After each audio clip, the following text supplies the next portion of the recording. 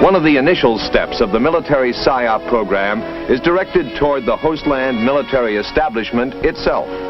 Since the military represents the government to the populace, their actions and attitudes can do much to create a favorable image of that government in the minds of the people.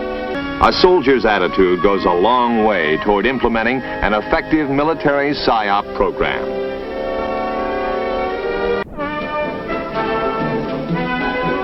Among the support elements needed are the light mobile printing, the effectiveness of face-to-face communications. One of the initial steps of the military Psyop program is directed toward the hostland military establishment itself. Since the military represents the government to the populace, their actions and attitudes can do much to create a favorable image of that government in the minds of the people. A soldier's attitude goes a long way toward implementing an effective military Psyop program.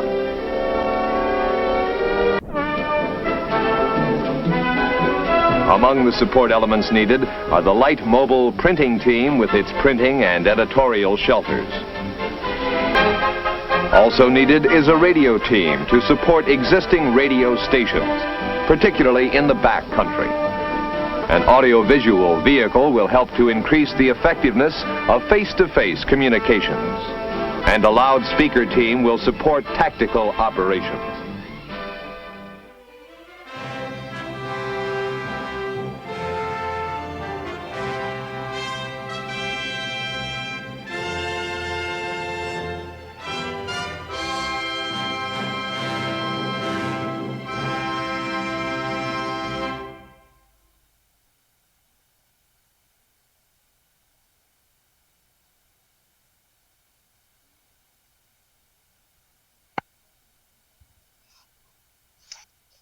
Hello.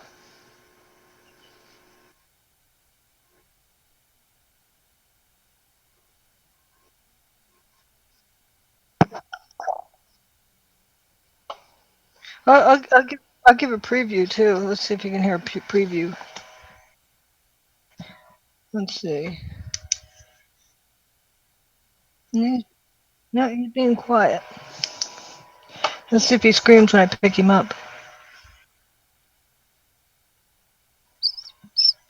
Do you hear that? You heard that? He's inside the shell.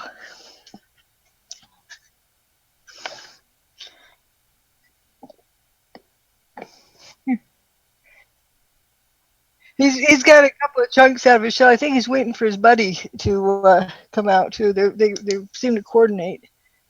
And his other one isn't quite ready, but there's a third one that's already out, and I took him over there, and that one started going to work, thinking it was time to come out.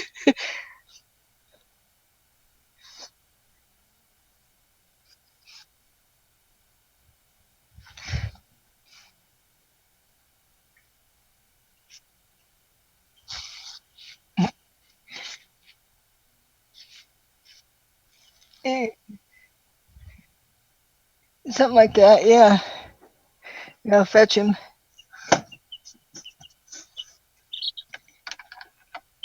He does more than just chirp.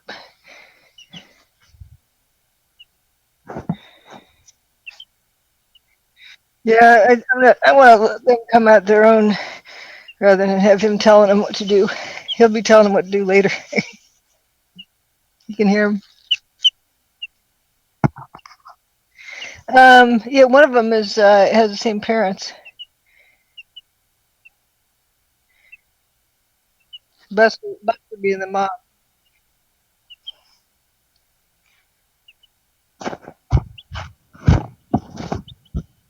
You hear him? This marshmallow.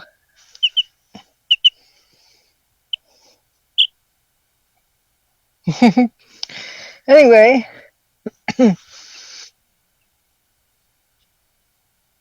Yeah, this is what's important in life, you know. It's life, and you know, you talk about stopping and smelling the roses. I mean, just what I've learned from these guys is kind of interesting. Yeah, for example, I took this one over to the incubator, and the one that's they both had pipped, and they're just sitting there waiting until they rest up and are ready to work on the next project. They poke a hole through the eggshell. That's probably the hardest job. And they rest for however long, 5 hours, 12 hours, 24 hours, somewhere in there.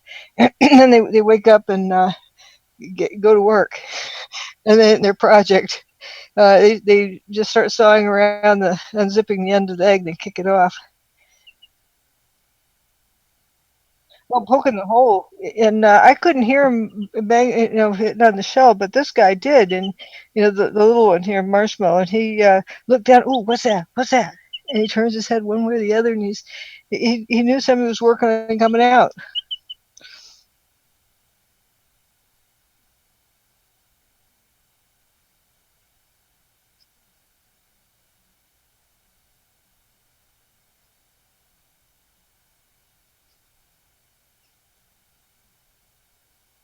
Well, maybe humans do, unless they get taken out. But I think humans do.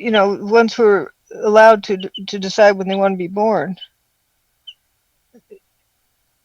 I think they can choose.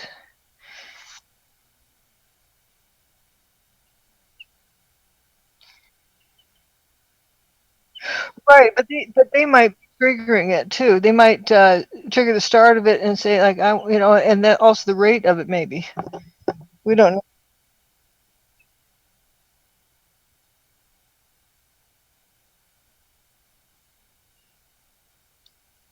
And they have that extra armor on it at the beginning that is for a sledgehammer. This guy's eagerly waiting for those other ones, but he's seen me as his mommy, so I couldn't really put him out with the other ones. I tried it, but they run off following their mom, the ones outside, and he just stands there looking, you know, like what am I supposed to do? Where'd they go? He's I guess telepathically. And they have that extra armor on it at the beginning that oh. But I think they do kind of link in, assimilate into like the Borg, one of 9 or something, or one of 11, and they know where each other. Isn't that what the Borg do? And Star Trek. Yeah, and I remember Seven. It was 7 of 9 or something. That she was one of the, and then she got taken out of the collective, so she had to figure out how to rejuvenate or something overnight. She had the special machine she had to get into for rejuvenation. I was used a couple of times, but I didn't see much. Uh huh. But they do put human characteristics in there, and trait and animal traits, like part of the collective.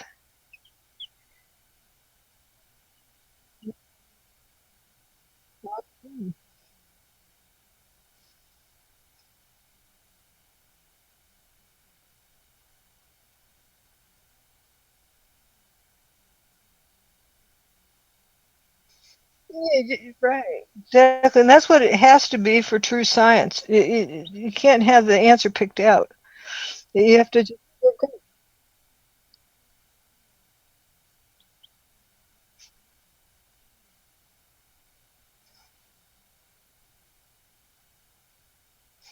Um, what do you mean? like for example, watching the chickens. You could see I'm letting mom with her 11 babies out in the pen, and she establishes very quickly, you don't get near me, and she kicks them and they go running the other, attacks one and flutters her wings and, goes after them. And then pretty soon they real quick, they learn, give her space. But there's one that has the right to come up and like the babies are drinking out of their little water thing. And there's one of the big hens that can come up and just stand there and drink with it. And mom doesn't care. And it must be her best friend. And it turns out they grew up together. I got them as babies and they grew up together, so maybe that has something to do with it.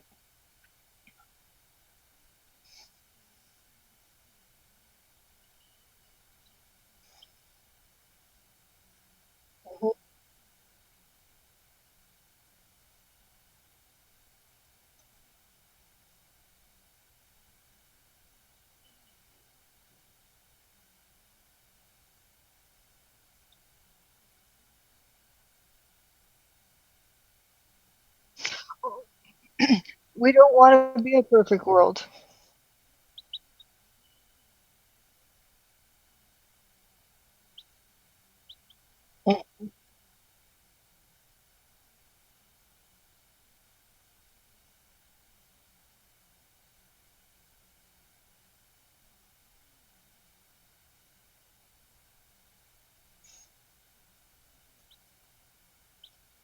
Right. And I think I've learned so much from the chickens. You know, I had chickens when I was little and growing up, and then I always wanted them again. And so a couple of years ago, I got some, and it's so cool watching them. And it's more and more that you learn, like how they communicate with each other. They have their best friend. They have ones that they really don't like, and then there's other ones. Like there's one that's blind in one eye, but she negotiates fine. And sometimes she walks around in circles to see something. But uh, the chick show. Yeah.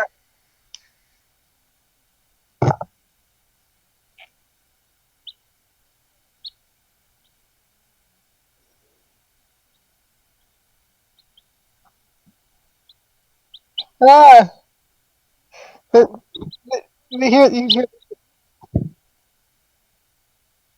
Isn't that a problem? Oh, they Okay. can't hear me.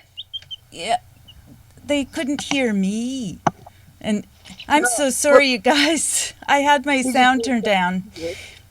I didn't want to hear myself clearly. So, we've been.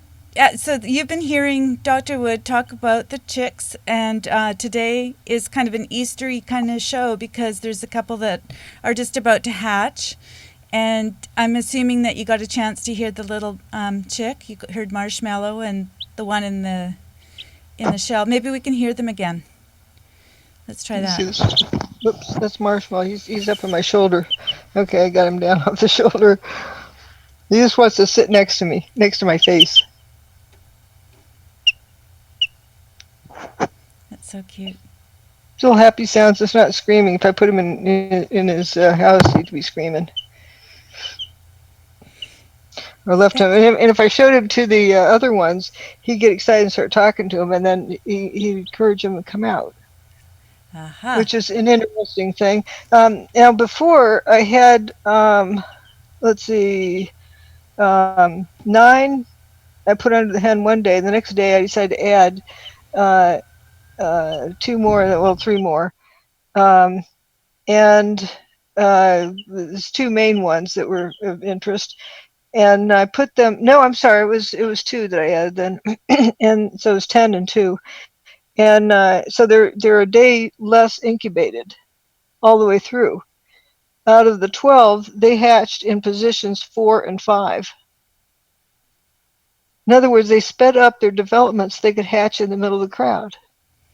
That's really it's it, That's weird. it's very very cool, and it's weird. But what we were talking at the beginning when my microphone was turned down about animals and how we can kind of get sense of what a sense of grounding. Sorry, I'm just Yeah, hearing the you feedback can here. get back to looking at, I mean, they're not stupid creatures, and they also come pre-programmed for certain things, but also like they learn who their mommy is from day one. He's up pecking on my neck, and Yeah, Dr. but Judy is mommy today. but they can they'll assimilate. I'm going to add him to the other 2 and then put them out there together. But other things they do is typical of all animals. Like if somebody's telling somebody off, how they put their hands on their hips to look tough and big. Hmm. I mean, isn't that what dogs do? Their hair stands up when they want to look tough and big. They Yeah. stand with their legs apart. It's just an animal thing, and I think we've gotten away from that with ourselves. We have actually come pre-programmed with different things to do, and like getting angry. It's for a reason. It's to alert you that you got to change something here, because this isn't any fun. Right. Yes. And it's yeah, it's just a signal, and to read that, like just like pain, it's a signal. And after you know what the problem is, then you can shut the pain down. But if you don't, then it's alerting you to something. And we're taught kind of to override a lot of things. my favorite beef is smoke alarms in homes. Mm-hmm. And and somebody says, "I smell smoke." The smoke alarm didn't go off, so I have nothing to worry about. We'll just stay here. We'll go back to there's, sleep. there's that mentality. It's you know, blind people or deaf people are a lot safer because they follow their senses more. Well, we were talking about this a little bit to do with, well, there's always the gun situation, but there's also the Q situation. Now, I don't want to start a controversy because what we were talking about too was that you have to come to the table with your own ideas, and it's not a right wrong thing. It's like, this is what I've found, and this resonates with me. And part of it is kind of intuitive, and part of it is the research that we do, and part of it is we can look at what's happened in the past and see patterns that are repeating themselves. That's what I look for as Yep. well. And it's whoever if somebody is real popular, I tend to shy away from them. Best example, Stephen Jones or Richard Gage. Something made them popular, and it wasn't their ideas. Yeah. So it's interesting to look at how followers are and how easily people follow. We all follow to some degree, and I think of a big field of deer, and they all start running. Who knows which one spooked them, but only one knows where they're going and why. Mm-hmm. or a flock bird taken off. Mm-hmm. But it's kind of an instinct. But if you know that you're safe, why are you following a herd? So what about people that say, we need to join together in order to defeat the bad guys? Well, if somebody's telling you that, why are they trying to herd you? Because people like to listen to numbers for some reason. Numbers don't make something more correct or less correct, but it does tend to tap into the groupthink of who you're trying to reach. Mm-hmm. Trying to get somewhere. Like for example, the truthers doing their thermite business. It doesn't make it more true because there's lots more of them. It just means they have more influence. So somebody wanted to have influence, so they developed a group. Not that the group was accomplishing anything or thinking other than psyoping, but if you want to know what happened at 9/11, you need to do a forensic analysis of it. You don't need to wave placards. That doesn't solve the problem. You want to know what happened? You want to do an investigation? Well, who's competent enough to do an investigation, and why aren't they? Why are they or aren't they? And but just waving banners doesn't do anything except herd people. And even if it's the wrong answer, whatever the wrong illogical whatever, there is this group momentum that tends to work, like what they're working on with the gun business, or trying to get rid of the Second Amendment or the whole Constitution. If somebody wants to destroy a country, that's how you psyop the youth who don't know how to really think for themselves, who get funded and follow the group. I think we all can remember experiences in junior high. Well, so and so's doing it. Because the argument to the parent. Well, so and so gets to do it. Why can't I? And then somebody says something. They make up a new word, and everybody's repeating it. They're very herd oriented. I guess like the chicks, in the growing phases, it's a natural instinct that keeps them going, so they aren't totally bewildered. But they have to realize, so they're very, very easy to manipulate. And so when you see somebody manipulating a bunch of youngsters, okay, time to open your eyes. Well, let's define the word manipulate, because some people would say, they need adults to influence them, and all they're doing is discussing things. Now, the difference between discussing things and manipulation is you only present one side of the argument. That's my definition. What's yours? Or not even an argument. It's The discussion. when the adult has an agenda and uses the student as a tool for their own personal agenda. In other words, it's not organic coming from the student. It's coming from originating with the teacher. Right. Like so many school systems now are being called indoctrination. Like, being taught to, what's Black History Month? And then the kid raises their hand and says, well, what about White History Month? What about Chinese History Month? Why just pick out one thing? Who had a, whatever you call it, political action committee, organizing this. You do tend to wonder why they pick one thing or another instead of looking at lots of different people and lots of different things. And why is one thing getting promoted? What's the agenda?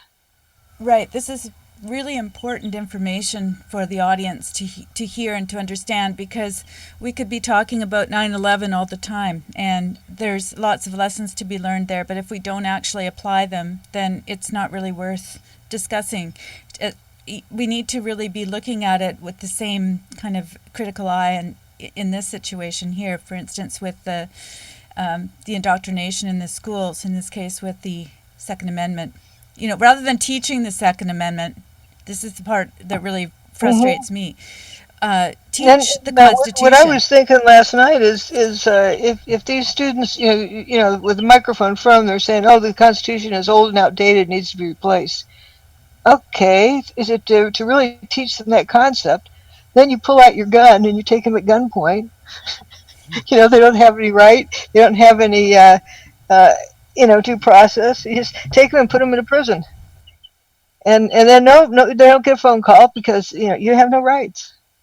And go on down the list, and I think what's your guess? 24 hours they change their thinking. Well, that would be a great way to educate them. Mommy and Daddy will come and bail them out, so unfortunately they won't get the whole. No. See, we don't have a constitution. There's no due process. There's no whatever. It's just the person with the gun who decides. And they don't have a right to defend themselves because, we've taken away the Constitution, so they don't get a chance to defend themselves. Mm-hmm.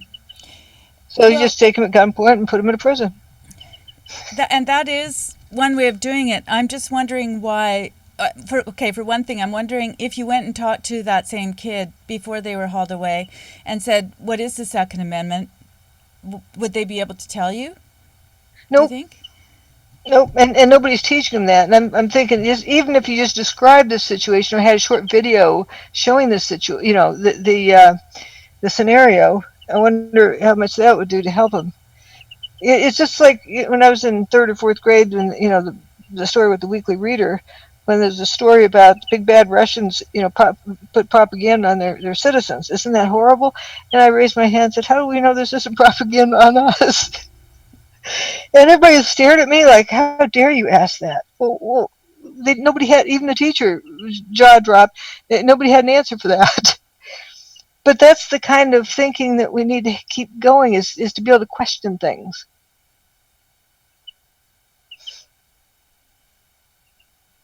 I'm looking for the article that you sent to me, and I don't seem to have it up on the screen.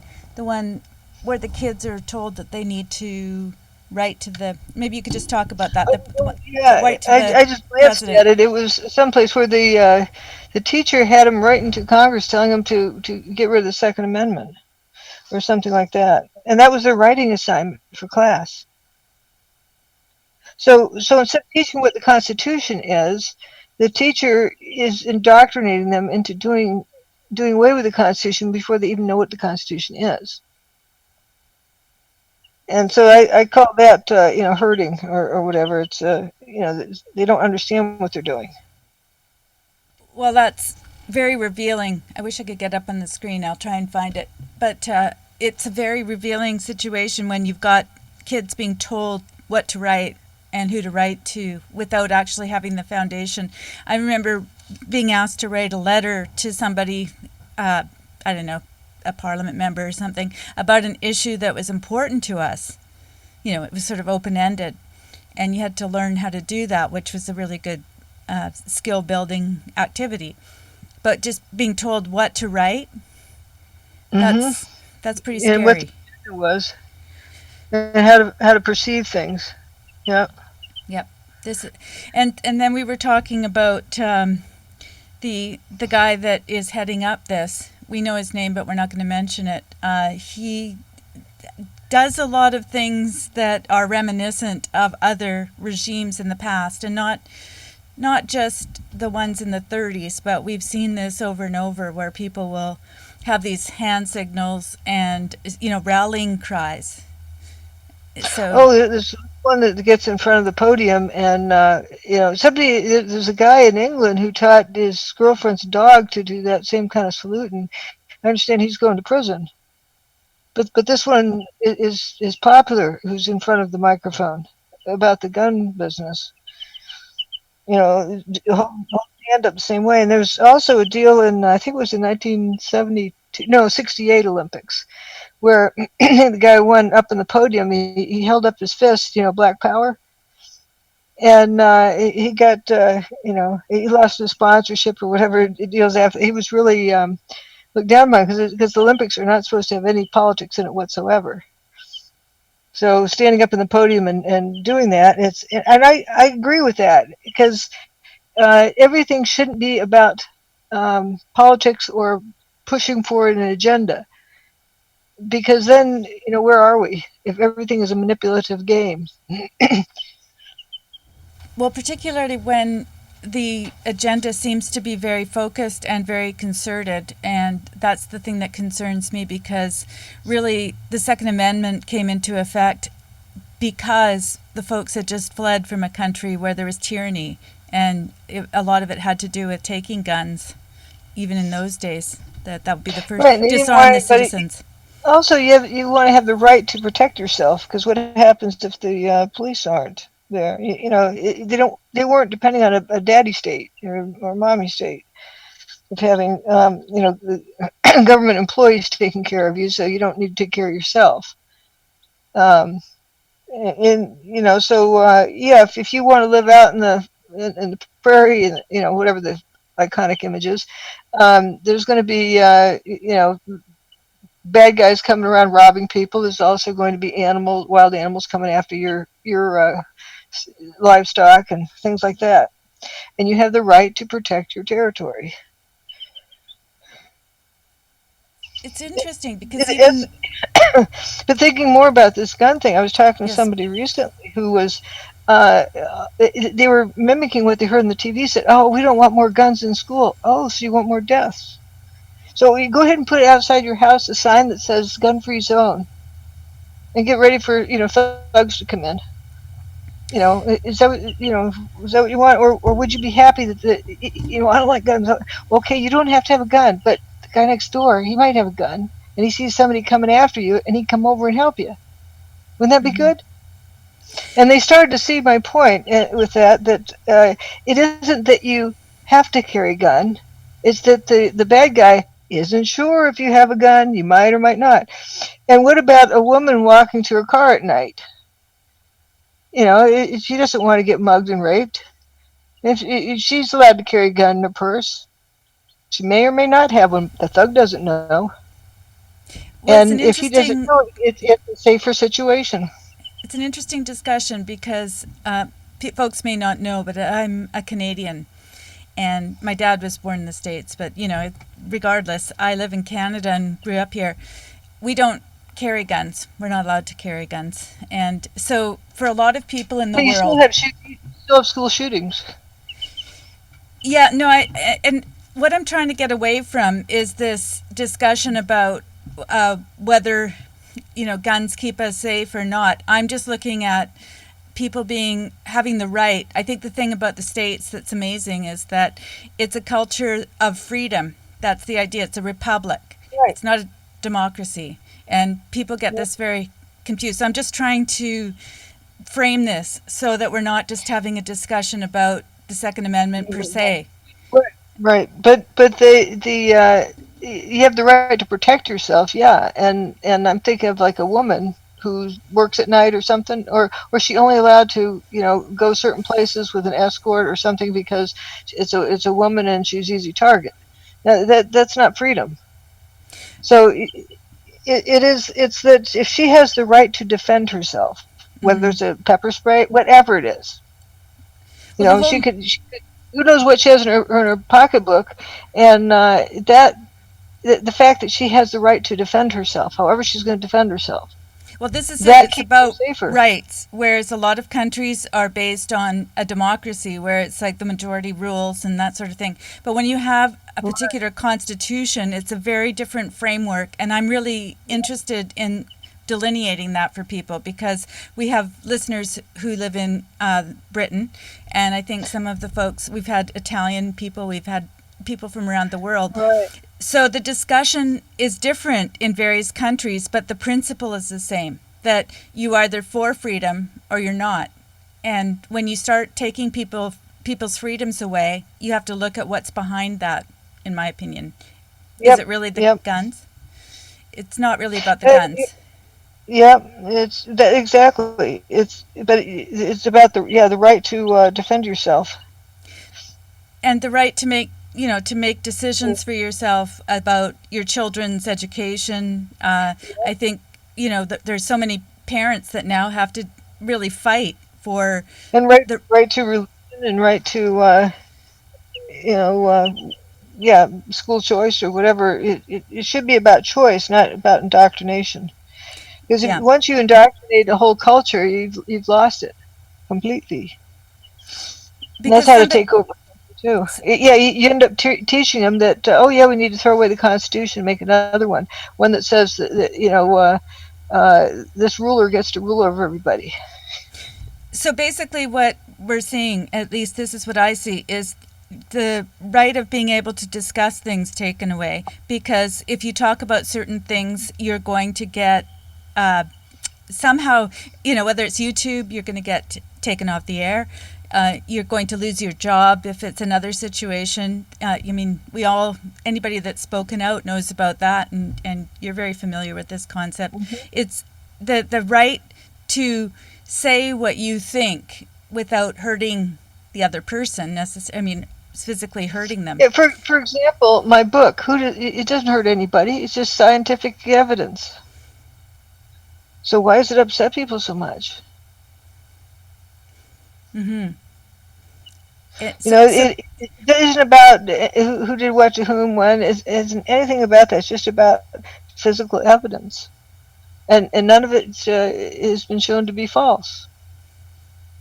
So it's been like over 10 years. This stuff's been out there. So that somebody wants to control that and control my discussing it. That's like where's the First Amendment, mhm. freedom of speech?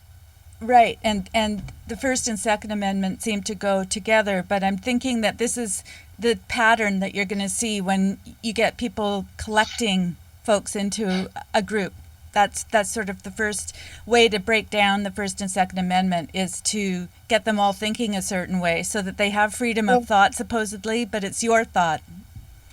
Right. They think they have freedom of thought, but it's programmed into them. Right, right, and that's very subtle, and it's something that I think Americans maybe are not as aware of Well, as okay. other. I guess I'm super sensitive to it because of the what Stephen Jones was doing, is trying to, his number one goal wasn't to find out what happened on 9/11, it was to turn people against this Judy Woods person.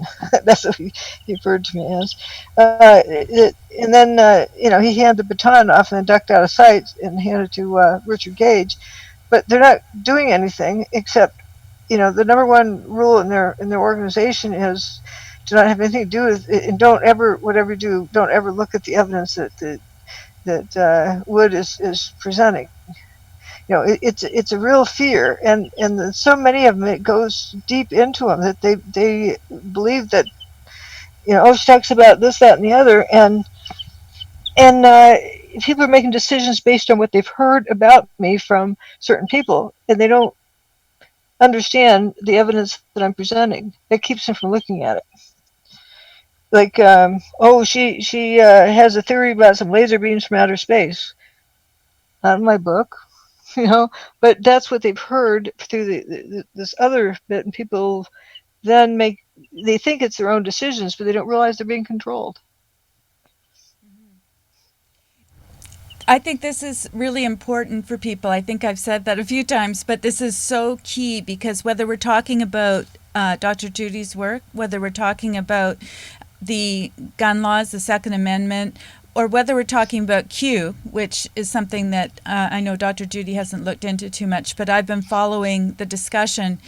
It's the same thing where people get very emotional about it rather than saying, oh, what I've noticed is this, or this is my discussion. It's like they have to lump themselves into a particular group, pro or con.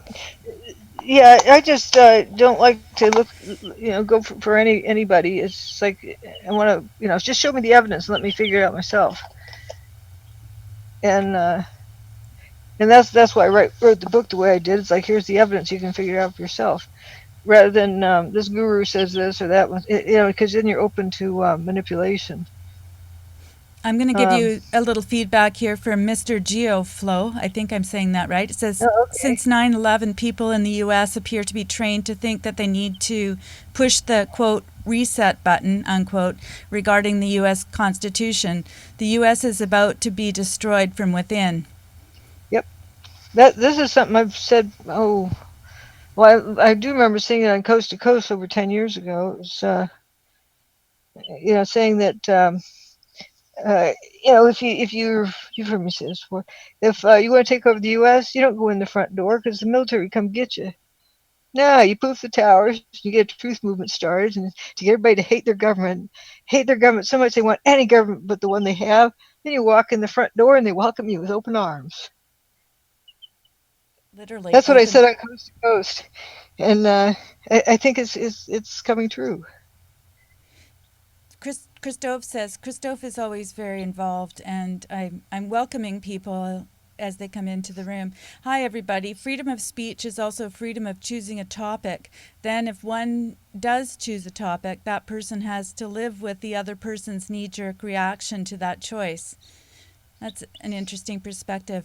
Christophe, I'm not sure where you're from. I think is it from Sweden? His last name is Young. Jung. So just wondering about that, because it's interesting to know what country you're from when you're talking about these various things. He says, resist control, be it intended or unintended. Okay. So that was a bit disjointed, but what do you think about that?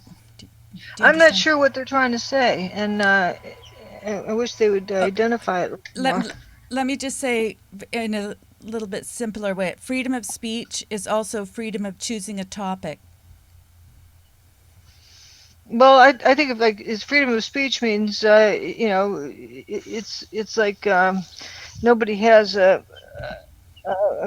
corner on the market of what can be talked about, and so somebody gets ridiculed, like you get these people out parading whatever, then somebody ridicules them, they're all upset about it. Well, so be it. That's the idea of, as Jordan Peterson said so nicely to Kathy Newman, you're offending somebody. So be it. So how else do you communicate? You're going to offend somebody somewhere. Yeah, in fact, I think at that very moment he was feeling like he was being offended.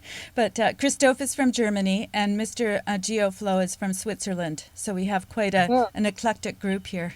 Oh, they're up late. Yeah, we've got Britain, Germany, Switzerland. It's like the United Nations here. Yeah. So Christophe, who is from Germany, is the one that was asking about freedom of speech. And I find that really interesting because of all the countries. I mean, Germany has had to really reflect on this.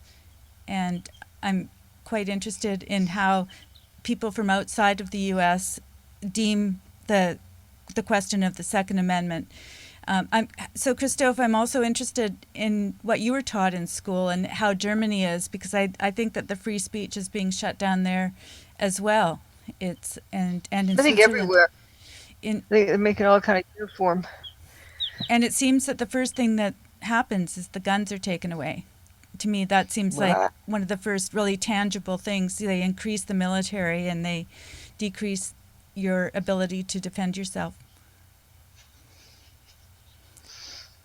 Mr. Saga And is from Canada. Mr. there's a reason why Saga, sorry, you must be it's the from reason why. Mississauga. I'm just interrupting because I Oh, just want to say hi to Mr. Saga, and I'm oh. thinking he says Canada, but it sounds like Mississauga to me. So maybe Toronto. Okay. So thank you for telling me where you all live. It'd be great if when you ask a question, you just put your country first and then we can put it all in context. I am so sorry that I interrupted you, but I'm trying to include the chat people as well. Yeah, I don't remember what it was I was saying. I'm sorry. I was just talking Yeah. about asking the question about freedom of choosing a topic, and you were Oh, responding to that. I'd kind of answered that, saying it's that, like what relating that to Jordan Peterson's statement. Right. Exactly. You know, Yes. The freedom right to offend. with Kathy Newman when he said that you can't say anything without risking offending someone. So that's how you think as you speak, So and so this, people have to be able to deal with it. if you look at it logically, really what they're doing is breaking down every barrier to indoctrination at this point. They're just Yep. taking every single aspect and kind of just circling the wagons and saying you can't speak out for yourself. You have to do certain things. Certain things are politically incorrect. And that's why Jordan Peterson is making such a huge impact, because he's basically saying, no, you can't control my speech. You don't get to. You don't get to. And it's weird that And that's somebody that.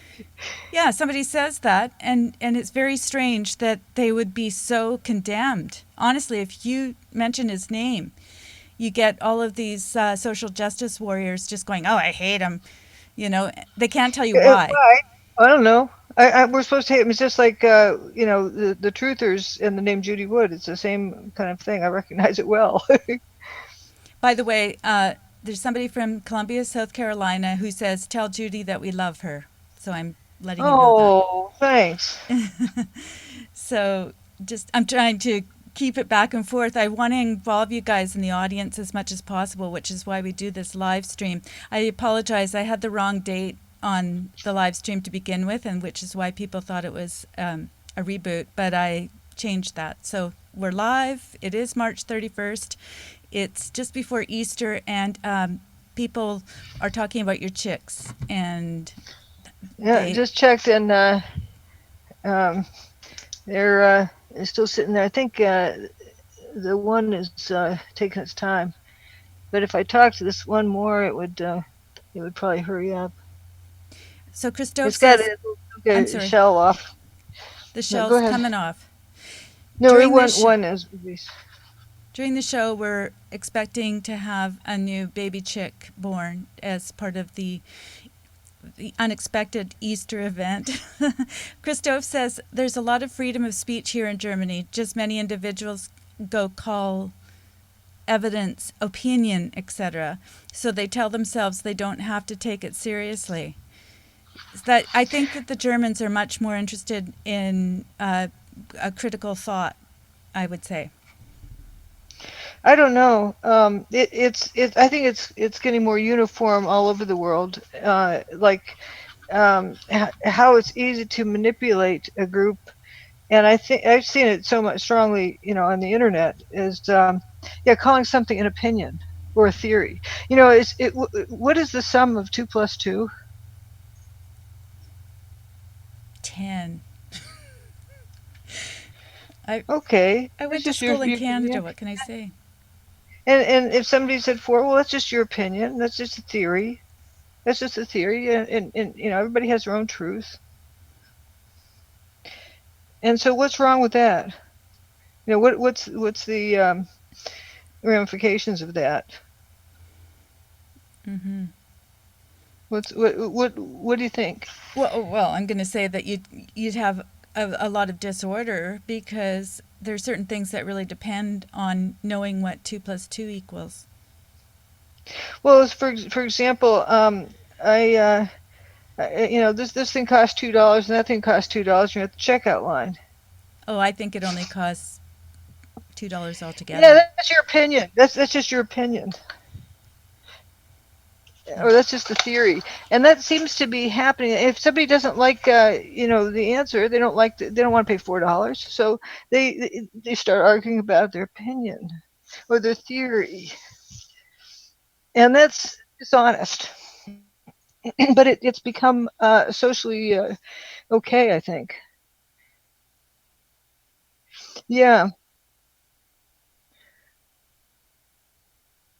Turning my mic up here.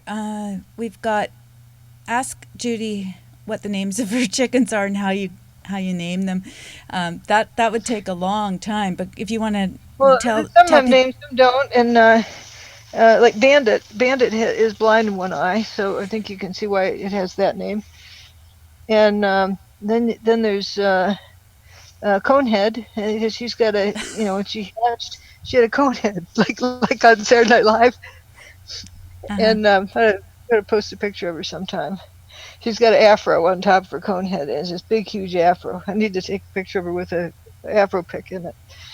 She's solid black, black afro hairdo. There's fur face. Face is covered with fur. Um, Grunts, though she doesn't grunt anymore when she's grown up. With every step, she just grunted. It was funny. I don't know why. I've never heard another one do that, but she did that. It's maybe while her voice was changed, she'd be walking around just grunting. Um, let's see. Oh, the rooster Eddie. It comes from Edward Scissorhands. He's little as his wings look like Edward Scissorhands. You drag him in the mud. That's He's fun. hilarious. I love, and then He's there's just so. I like Ricky and Lucy. The, the, Oh yeah, Lucy started out with how Lucille Ball has that roll of curled hair in the front, and that's what that one looked like. So the other one had to be Ricky. And but they were then good parents. I there's thought it was a boy, but it turned out it was a girl. well, So I that's still what I have like them. about those guys is that they were actually Ricky is transgendered or was already one gender. Oh no, that was that was Ethel. My neighbor thought Ethel was a girl, and it turned out to be a boy. And so we kept the name Ethel. Ethel started growing, and okay, but Ethel got a little bit too rambunctious. It used to beat up Eddie, chase him in the chicken house, and pound on him in the corner, and they go out in the pen. And then a few minutes later, go back in and pound on him some more. They go out in the pen. And they go back and pound on him some more. I mean, every day it was horrible. So Eddie got in the nest, and I'm a hen. I'm a hen. Don't bother me. I'm a hen. Sit here. Oh man, I just love. He's hilarious. He's a silky rooster. He's all white.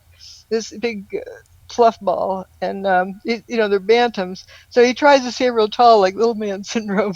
It's like he thinks he's tough. You learn so much from chickens. That's they have the same stuff going on as we've got going on as humans. If you look at them, I never looked at chickens the way I have lately since you've shown me all these different traits and the photographs, and you just go, oh yeah, of course that's Marshmallow. Makes total sense. And then as for the division of there's two roosters, as to the division of the hens, there's the smaller ones. I call them the little people, and then there's the big hens. And Eddie, who's this little rooster, he's got the big hens. He likes them big. Uh-huh. And there's two black ones. Those are his favorite ones. He saw the other rooster, looking at one, and he went over to attack it like, she's mine. She's all of what, 8 pounds or something. I don't know how. The chickens aren't 8 Oh, pounds. he's less than that. He's a real lightweight. I'm thinking He's of the not much. girl, the hen. Yeah. Oh yeah, they're big. Yeah. Especially the Brahmas, they look like they're causing an earthquake when they walk. Boom, boom, boom. And Eddie just loves those. Maybe because he can chase them, catch them, whereas the little ones run too fast. Yeah, some of them have their tummies pretty close to the ground. They're Yeah, dragging on the ground. the little silkies, the hens. And they're so funny too. They'll look at, give them a worm or something. Look, ooh, that's a nice worm. They turn their head the other way, look with the other eye. They look, ooh, I think I'll eat it. Ooh, yeah, I think I'll eat it. Then they start reaching down. By then, somebody else has already snatched it. 'Cause they're This very is slow and careful about everything. this is your ability to really look at everything and see all of the different traits and really show us what you're seeing, because so few of us really look closely, even when we're looking at something And actually, important.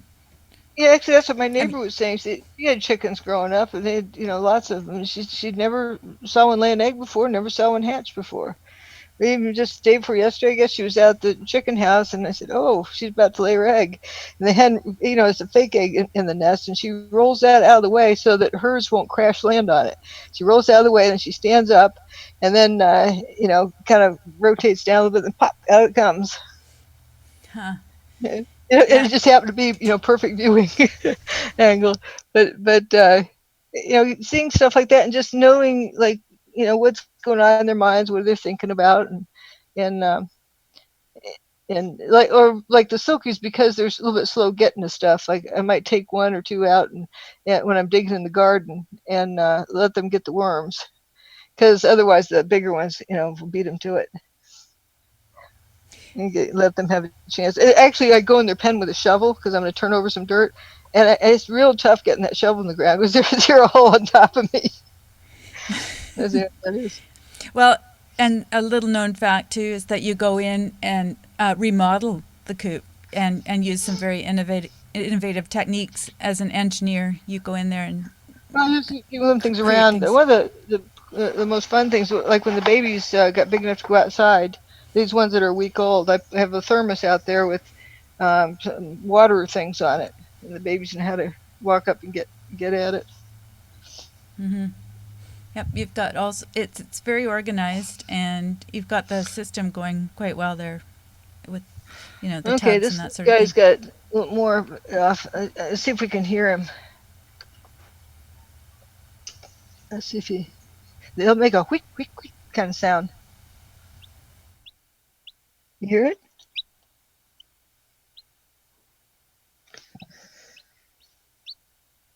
Yeah. That's the one in the shell. Yep. Isn't that Those two in a amazing, you guys? shell. Let's see if I can make him go some more without getting too.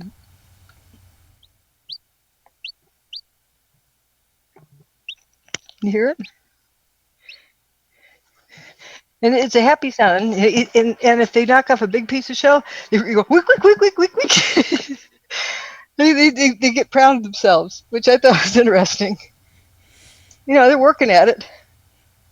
Yeah, they certainly figure out who rules the roost, and the pecking order. All these things that you hear as expressions, I can see where they come from the chickens. The pecking order. Somebody says, "Wow, Yeah. so cute is God's creation." That's very true. Thank you, What Bhakta is? Peter. I'm trying to pronounce this Bhakta Peter, and I think it's Bhakta.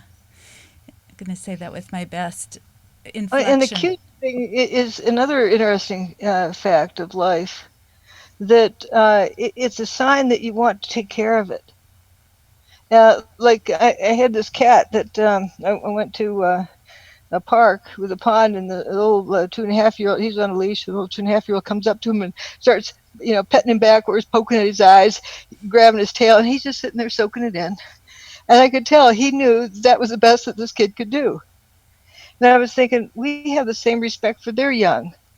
A little kitten can scratch you or bite you, and they can't help it. That's just what they do. Right. And I think it's pretty universal. For normal people. I think this is, my sense is that we can really tell a lot about people, about the way that they deal with animals.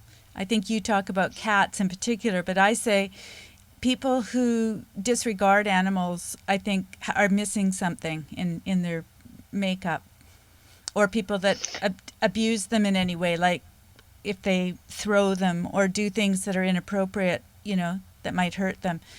They'll do that to Or tie them humans up and too. leave them. Yeah, tie them up and leave them indefinitely. It's just horrible. A Well, lot of there's people do that that with dogs. part, but I'm looking at even the little things, where a grown adult will like throw a cat or a dog, just to get it out of the way, or they'll move it with their foot. There's just little things that to me are indicators of their lack of empathy generally with humans. It's just a theory. It's not. I Yeah. have some Well, proof. some dogs or cats that's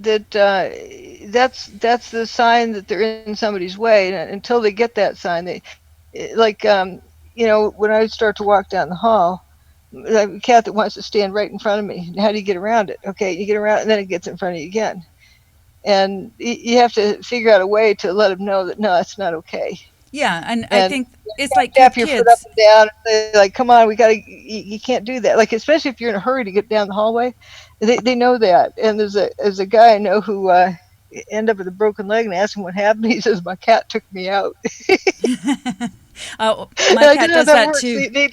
They dive under your feet, but if they like having a way so they know that's not acceptable.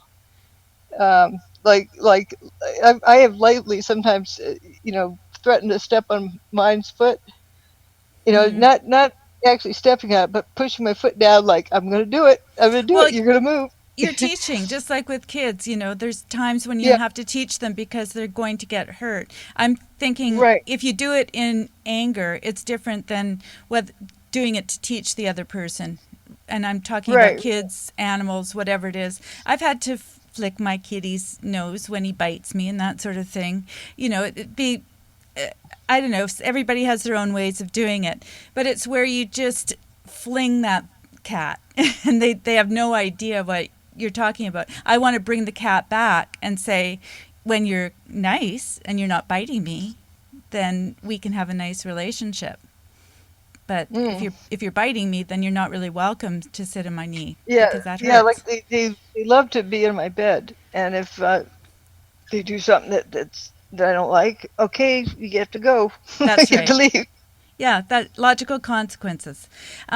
Now, this is an interesting thing because I do think that freedom to speak is great and also the freedom to respond is great. There's a comment about slaughterhouses being satanic, and I understand what you're saying because I understand that you're a vegetarian. But I want to mention Temple Grandin here because Yes, they yes. can be absolutely satanic, but she came up with a way of making them more humane. Now this is freedom of speech at work here because you may just have a point of view, but I'm wondering if Dr. Judy can help you understand how No, Temple Grandin why don't you sees that. describe it?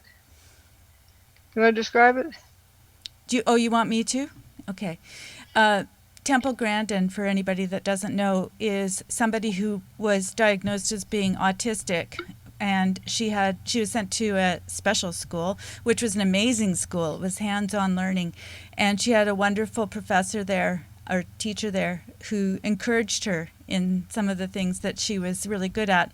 So she went to her auntie's farm every summer, and she just found solutions to her own problems. Like one of the things was she would put herself into the I can't remember what it was called, but the thing that they put cows in Yeah, to to hold their heads so they can give them a vaccination or something. vaccination or to brand them or whatever they were doing, just to hold them still. And she found that as a person who was autistic, it really helped to calm her.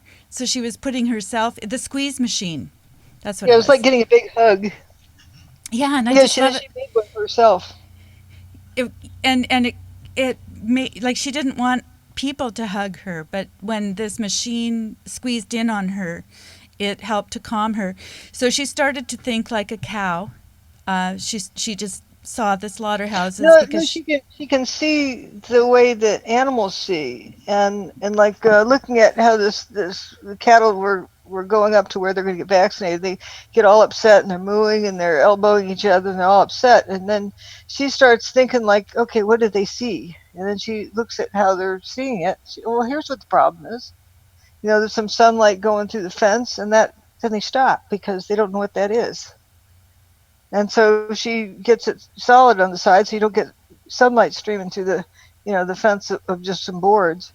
And then the cows walk just calmly through and up to where they're going. And then she did various other things, and like for the slaughterhouse thing, it's like a big circle, kind of looping back. She says cows like to go back to where they started, makes them feel better.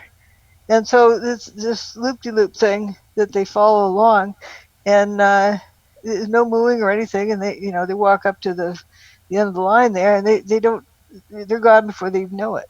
So they're happy up to the very last end, and she said we owe that to them. You have to respect them, and everything about them. She would do for if they're up mooing or something and upset. They're upset for a reason.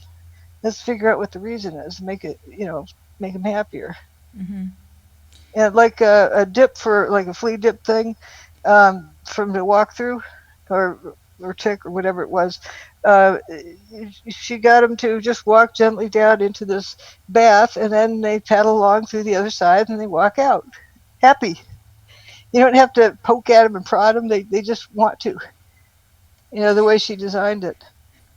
And this is a great example of being able to have a discussion about something that can actually be quite emotionally charged, because I have been a vegetarian and not a vegetarian at various times. And so the point is, I think, not trying to bring everybody over to our side all at once, going, meat is good, meat is bad, this and that.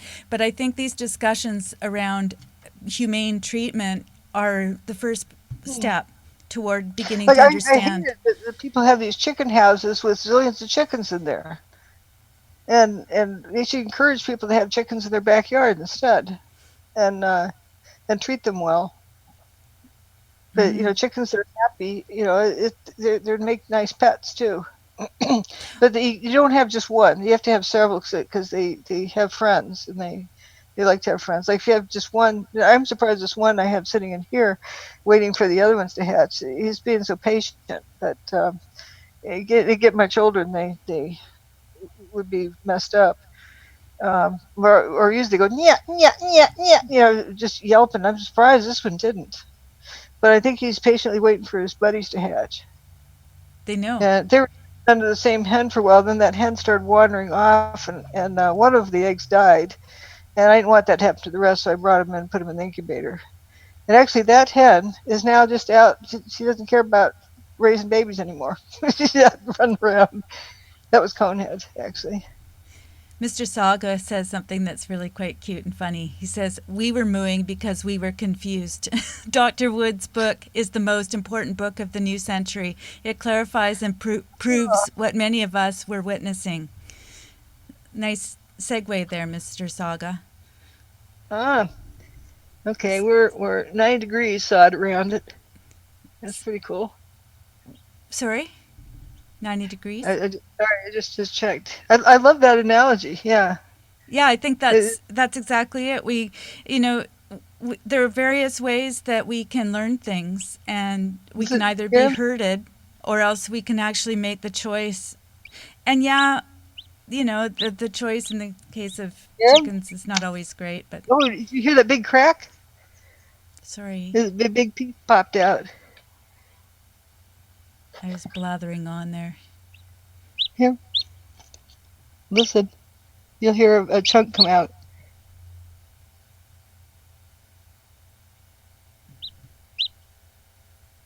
He knocks a big piece off. He gets excited. I'm going to turn my mic down. I don't want too much heat to get out and put the lid back on. But when he gets a nice big chunk, he goes wick, wick, wick, and he just, well, he's almost halfway around now. He'll be out soon. I just think this is the most wonderful way to celebrate spring and Easter, and it was completely unplanned. It's just, Dr. Judy said, I think we're going to have one of them hatching during the show. So we've just incorporated the hatching into the show for a couple of reasons. One is I think that it's great to just stop and enjoy these things and really appreciate them for what they are in the midst of all of this other discussion. I think it's really, really important. So thanks for Okay, I'm going to sharing open it that. up again. Here we go. Okay. Let's see if I can put it halfway on. Now he's getting more excited.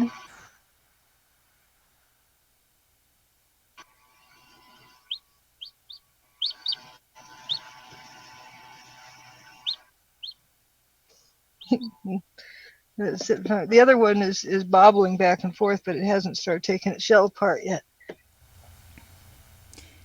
What they do is they work real hard to poke that hole that they have to rest up until they're ready to work on the next project. The unzipping. It's Well, it's we're pretty going good. I to can't stay quite see what tuned color for. it is. You could tell I think us. it has some black on it.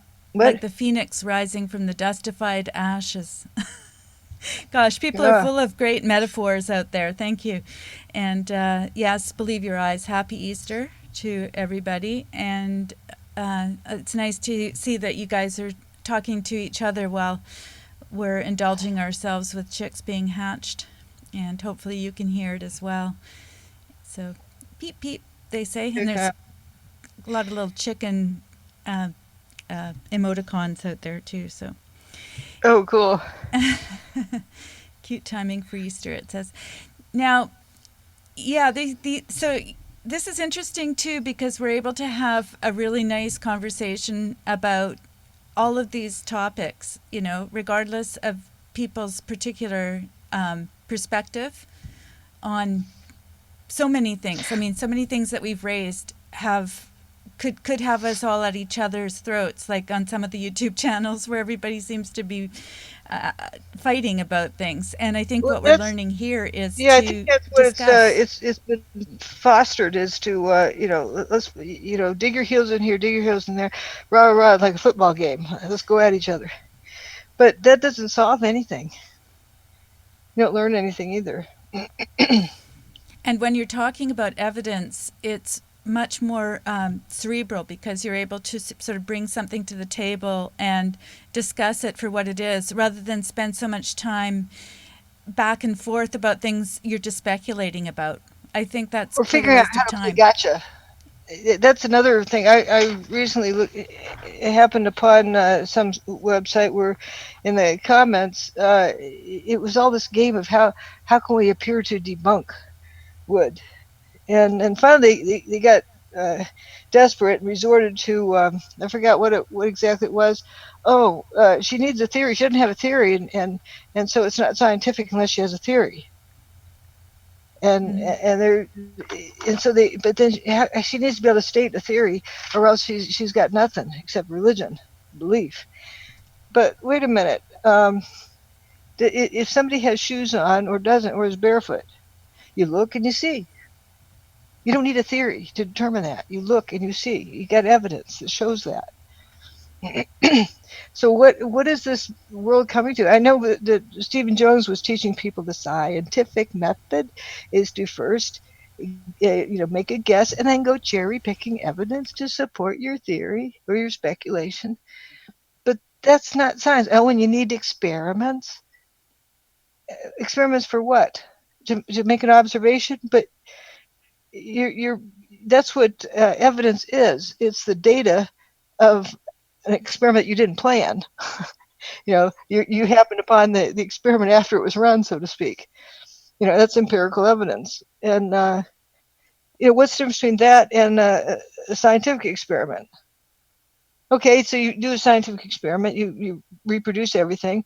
Well, then you need to run an experiment to validate your observations of that experiment. So you need to run another experiment to validate the observations of the next one. Observations are observations. You don't need a theory.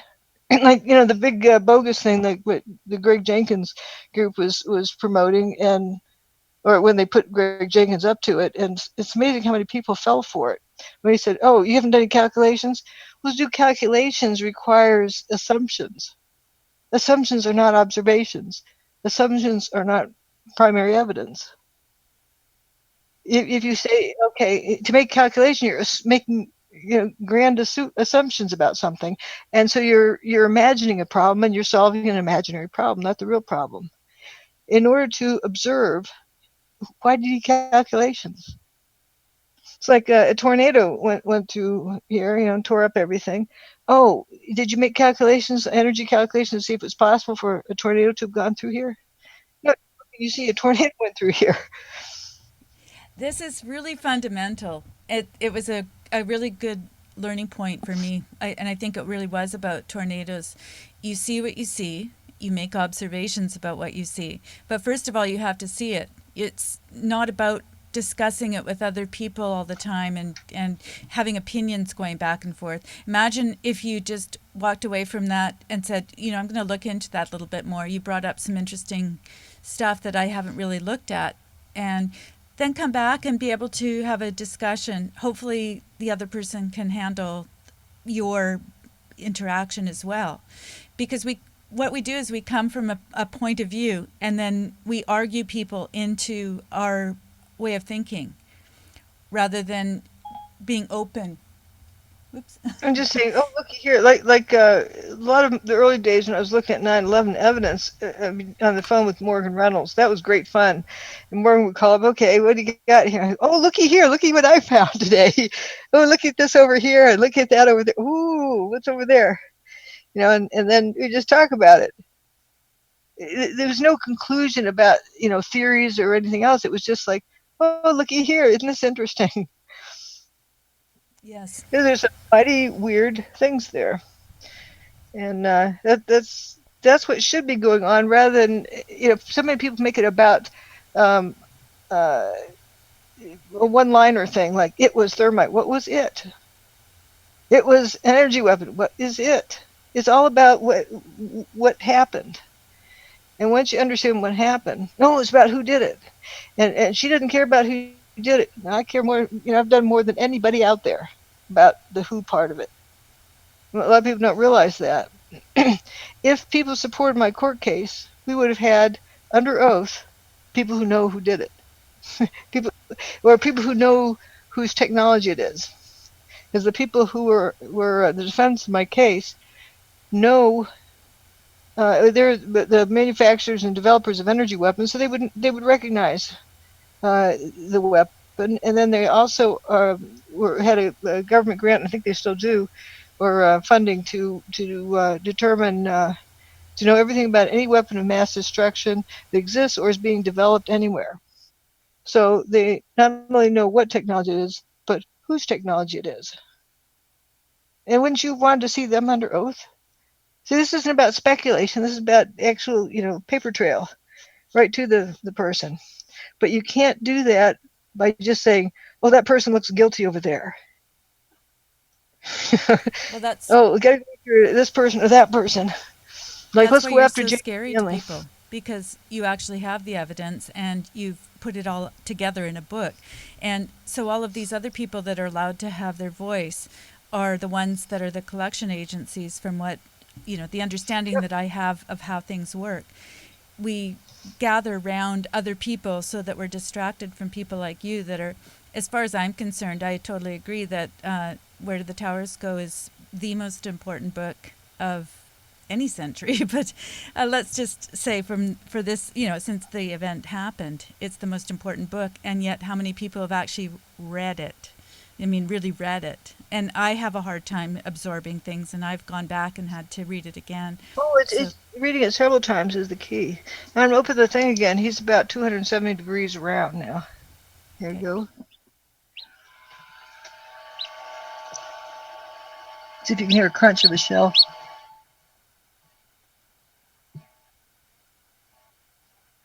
He's taking a break.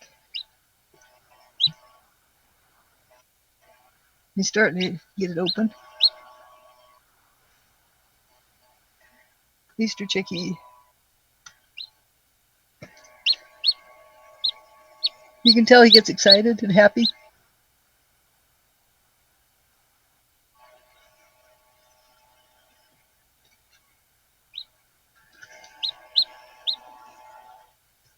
Yeah, put the heat back in there.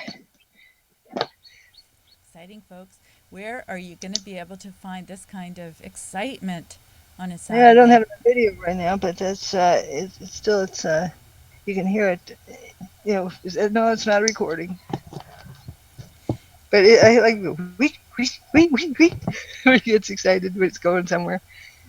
Is this a question that you would want to answer, that you know the answer to, how many books have been sold to date? Oh, I don't address that one. Okay, So we won't want the bad guys to be able to keep score. right. I had a feeling you might. I just wanted to Yeah, acknowledge it because as a question. there's different techniques that they might try, you know, to whatever. It's There are many things that are not able to be spoken about just because well, of you just being don't, prudent. yeah, You know, for if you, safety's sake. yeah, people take that part. Well, if you haven't been through this, as I haven't, I've had to learn a lot of things in terms of how life works for people that are being compromised in one way or another. Again, I keep thinking of Stephen Shellen, my friend, because I knew him when I was quite young, and I had enough understanding of things to be able to so-called believe him. You know, I don't think I ever would have been not believing him. I just would have had a hard time with the information that he was sharing with me. But there are people that I know that know him that think he's crazy, and yet he had a lot of things happen to him that really opened my eyes to the Yeah, that's why consequences. it works because you know, you say it to somebody, you're going to really sound like a lunatic, and or man, are they paranoid? Well, at least I'm alive. I don't care what you call me, you know. And there's a reason why I'm alive. Um, if you know, I was thinking, I wish I'd done the book before, uh, you know, emailing Stephen Jones. But then again, I might not have survived that. So Hmm. they thought they had me in control. Was what really helped me. And you've talked about putting the information out there, like on your website. Yep. That's helpful Yeah. as well. You know, dead people keep secrets, and I didn't want to be one of those, so I dumped out my website. It's not very organized, but it's out there. Whoop, he just popped out. Oh, you Let's see guys, if we can hear him. we're it's the Oh, I birth. can see him. He's a blonde. Hear him? Yep. No, he's not quite out of the shell. He's climbing out. You can hear him. Believe your eyes Well, when you to call him Jesus. he's yep. Look, he's free of his shell. That's good. And he's looking And is normal. he So he's healthy? he looks like it. Looks no, he's got a little bit of cigar bottom. That's what I call it. But it'll fix it when they absorb their yolk sac into their abdomen. So I'm gonna put the lid back on. But you can hear how it's Congratulations. a different sound. Can you tell it's a different sound? Yes.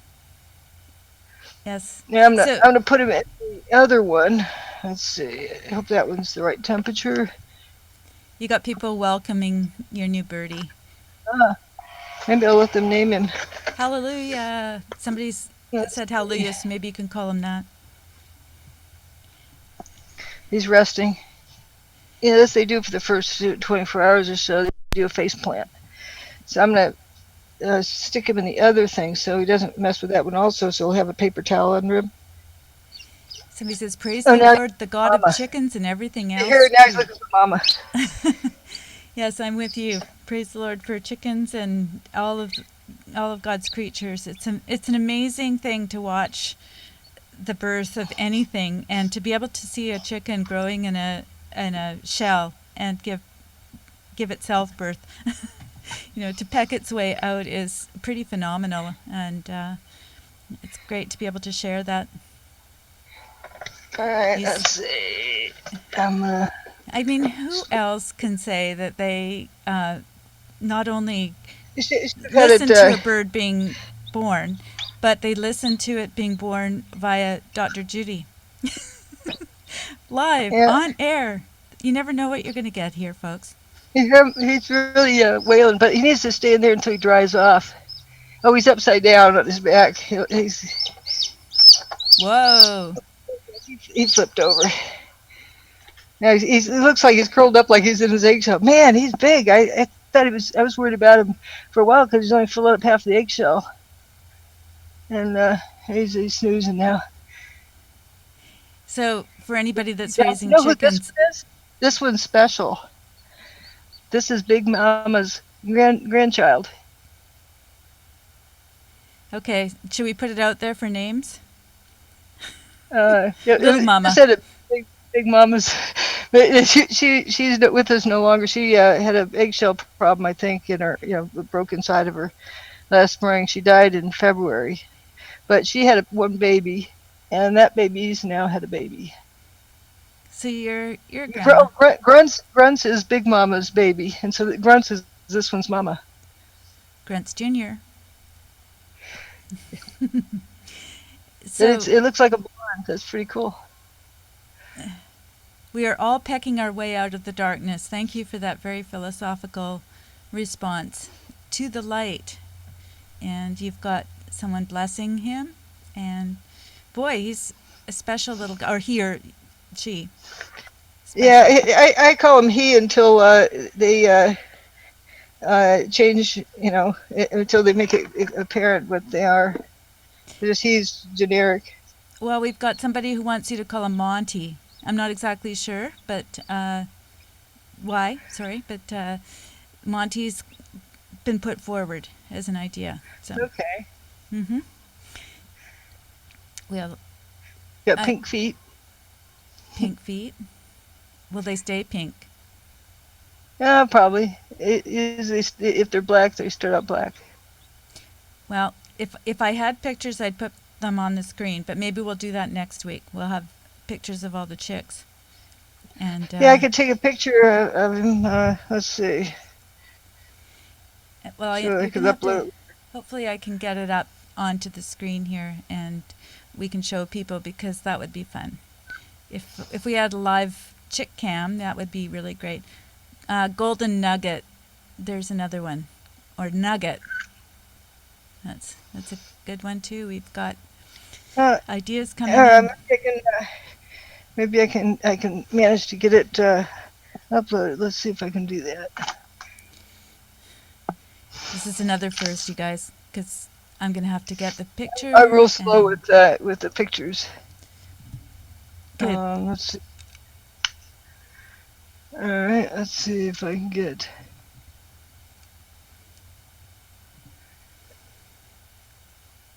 Because I'm going to have to move it over onto another machine so that we can see that. Oh, my computer's real slow. Let's see if I can. It's always good to have another challenge, technical challenge, because I'm here on my own, being my own engineer, and then there was always something else that we add just to make things interesting. I don't have Mr. Producer, but wouldn't that be fun? Hope he has a life of chicken bliss with Dr. Wood. It's amazing. These chickens just think she's wonderful. I was watching Marshmallow interact with her, and they really do think that she's the mom, and it's quite beautiful to watch. So I've had the joy of seeing some of the other chickens, well, not hatching, but right after they've hatched. Dr. Judy has sent me some photographs, and I should have really had them ready so that I could show you today, but this is very spontaneous. And, let's see. I figured out. Let's see. I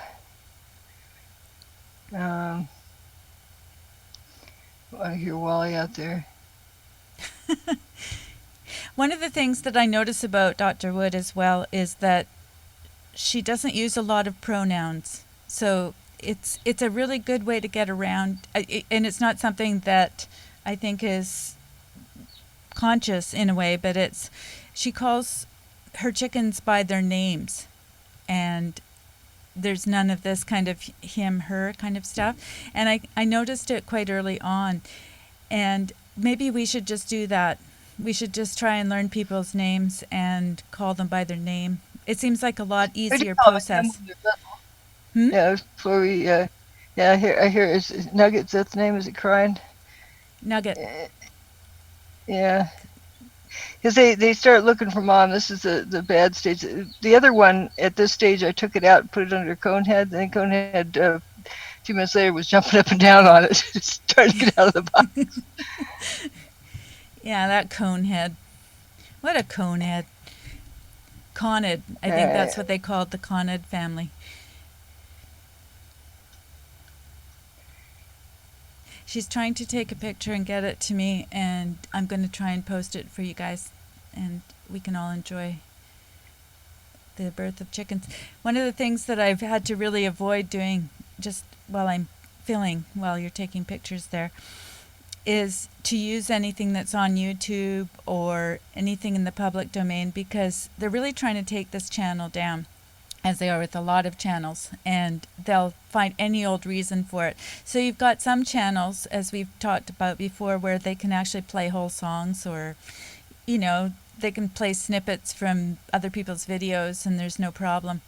But it seems that every time I have done something, there was one where we were just basically going over and over a very short part of a video where the towers were dustifying, and I just sort of picked it at random, so it was not meant to be. I could have the actually person, got. whoever's video was, it's, I mean, there's lots of people have that video on their channel. It's They not have it on their anyone's. channel, and yet mine got taken down because I used it, and so it's just a lot easier to not have it taken down, because it's a bit of a hassle to go back and edit these things out, because for one thing we've got speaking going on during the visuals, and the speaking's important, and I've got to find something to put in there, and I just find it very frustrating. But this channel is being shadow banned and various things, so I really encourage you, if you've read the book and if you've shared the book with someone, to have them come on over on a Saturday and be able to ask their questions and get the information directly, or even be able to participate in the discussion here, so that they're not feeling quite so alone. It can be difficult to discuss these things with other people. Are you there? Am I just over talking you now? I'm still here. I got the two. Whoops, this one I need to get that one. And that I know one. you're focused on that. The other thing that I wanted to mention was my little revelation about conspiracy theory. And I think the word theory is as important as conspiracy. Sometimes people kind of focus on the idea that, oh yeah, it's a conspiracy, and they're trying to look at who actually fomented this conspiracy, whether it's JFK or whatever. And of course, you know that the CIA came up with that turn of phrase. But then I thought it's really the theory part that can be just as insidious, because if we can keep everything in the realm of theory, rather than saying this is an evidence-based situation, that's what has been done with you and your work, and that's how they discredit people. So it sounds very politically incorrect to say, no, I know this. You know, this is not a theory, this is evidence. Yet if you were a cop, that's all you'd be doing. You'd be looking at evidence, and they'd say, I don't want to know about your theories. Just the Well, it's like facts, ma'am. you can't convict somebody in court on a theory. You need evidence. So it's You know, it's a very clever way of getting us to be marginalized. discounted. Mm-hmm. Anyway, check your Zoom thing. I've got 2 pictures in there for you. Okay, let me just see if I can find that. No guarantees, folks. I'm just working on this program. I'm not totally familiar with it either. Okay, so I need to go over to the chat. I'm just gonna you can chat about your chickens, and I'm gonna turn my mic down. All right.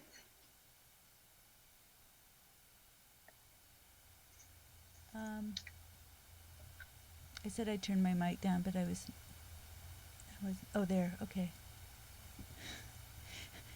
This is real time, folks. I'm slow with pictures. I have an old-fashioned camera, and it takes me a while to download pictures, and I downsize them so that they aren't so humongous. Okay. I'm going to. I'm letting everyone know what I'm doing. Do you guys have questions? Write your questions down, and then we'll be ready to answer them in a minute. I'll just. I'm just. He's alive. He's sleeping. He looks. You can tell he's in there. Okay, so there's two, right? He's a blonde. He's a healthy, lively one. Let's let's see what the other one's up to. Okay, well, bear with Mm, me. I'm going to let you talk for a right. sec because I don't want people to hear me wrestling All around here. right. Let's see. Hi. He's looking up at me. He's got his head up. Oops. I better keep him warm. Make sure he gets dry. That's crying for mommy. It hurts when they do that.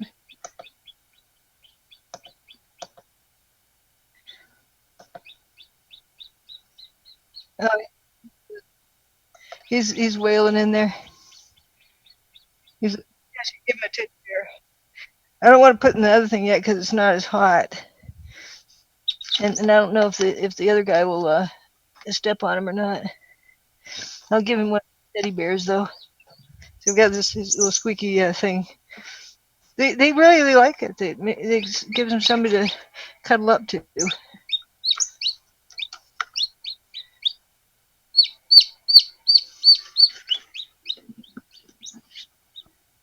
You can hear he'll get quiet when he cuddles up to it. They're quieter. You can see he's not screaming anymore. But I don't know. It's I think it was 96 when now it's 95 because they had the lid off. But I wanted to be up to about 98. He's in a second container, so you're getting him up there.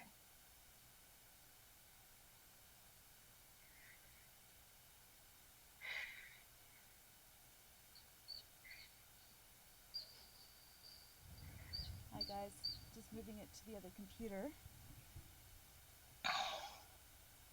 If you're still there. It's a unique show today. Alrighty. I see somebody's asking, what does Dr. Wood think about the fact that her book was able to come out? Yeah, well, at first it wasn't. I had a publisher and a contract that publisher that somebody else arranged, and then they wouldn't publish the book, nor would they let me out of the contract. Finally, some people were on Amazon were posting comments on the page saying, who's why is somebody holding this up? And then finally, they let me buy back the contract, and I wasn't going to trust anybody else, and I published it myself. Yeah, that was a huge undertaking. I mean, when you look at the. Yep. So every stage of it, except for the actual printing and making the cover for it. I made the cover image. And how many pictures are in there? Sorry. Over 800 images and diagrams. I just find that amazing that you're able to sell that book for what you can. You know, you look at It's like textbooks and a it's class, basically. It's okay. yeah, it's like a $300 textbook or something. All color. Okay, now there's a question about Mr. Saga. Dr. Wood clarified that the jumpers were actually levitated out from the windows because levitation Well, is a part of the I technology. didn't state Okay. what happened. It could have been, but they went really far from the building, farther than somebody could jump. That needs some explaining. It's I compared it to the world record, Olympic record in standing broad jump in the early 1900s, just for a good comparison of street shoes and all, and circumstances. Of course, they weren't athletes who warmed up, ready to go. But some people, it definitely appeared that they had no idea how they got out there. And I started thinking of, if you're in great discomfort, like I've seen, what do you call it, active denial system, where somebody tries to stand in a way like they want to break up crowds, so they fire microwave uh, wavelength at them, and they just don't stand it. They leave, they run, and like this one reporter was trying to demonstrate. He's 1/100, 2 and up, he's out, but also, like on your stovetop, if it's hot and your hands on it, you don't say, I smelled meat cooking. Should I take it off? I don't know. Maybe I should. No, your hand just flies off the burner and maybe hits the cabinet above, or you don't know where it's going. It just flies off the burner as fast as it can go. And or whatever, whenever you put something in the oven, your hand bumps a heating element. Your hand moves. You can't really control it. It's a reflex. So if there's something weird going on in the building, like somebody thinks there's no evidence of high heat, but if it is a weird wavelength of something that's causing great discomfort, you're not thinking. You're just getting out of it. You're just jumping out of it. And then pretty soon the person's outside the building like, whoa, how'd I get here? And you see their wings flapping. There's one guy who's from his elbow on down, it just was out of focus because his hands are flapping. But all of them have empty hands. And you think if somebody's choosing to go out the window, I'm thinking a woman might have a purse or a picture of her loved one off her desk, or some identification, something on them. They don't go empty-handed out the window. Maybe one or two might, but not 100% of them. But it's just like somebody's on the way to the restroom and suddenly they found themselves outside the building somehow. How'd that happen? And they look very surprised. So it got me thinking that something weird's going on. Then you see the guy hanging from a hand and a foot, dangling from the 105th floor. It appears to be taking off his pants. What necessitates that? This isn't like it's a little bit uncomfortable. He's going somewhere. I gotta see what he's up to. Let's see where he's going. He thinks he's going somewhere. Okay, he's climbing up on his teddy bear. Are you talking about the newborn? Yeah, the new one. So Mr. Saga says it wasn't suicide. No, I don't think. I don't think so at all. I don't think those people made the choice. They didn't know what was going on. They just got out of the building. They left through the windows. I don't say they jumped. That's a voluntary thing. I don't think they jumped voluntarily, knowing what they're doing. But I think you know what I'm talking about with the analogy with the your hand on a hot burner. It goes off. You don't think about it. It just flies off and maybe even hits something because it flies off so hard. You don't know where your hand is in space. It's just leaving the burner as fast as it can. Yeah, there's a couple of things about the way that people left the building that there's that, plus the fact that some of the bodies were found quite far away from the actual building itself. So it wasn't like put the other one in there to see what he's going to. So not only were they farther away from the building than you would expect, but they, how when you hit an animal and, on the highway or something, it's intact. The whole thing is intact. Yeah, like somebody going 80 miles an hour hits a deer. It's very little chance it'll live, but all the stuff's kind of in one place. It's, a bag of bones, so to speak. It's busted up. You don't have a hoof over there, an ear over there, a rib over there. That doesn't happen from like 80 mile an hour hit of a deer. Nor does it come apart. People jumping out of the building, they're coming apart on the way down before they hit stuff. It's bizarre stuff like that.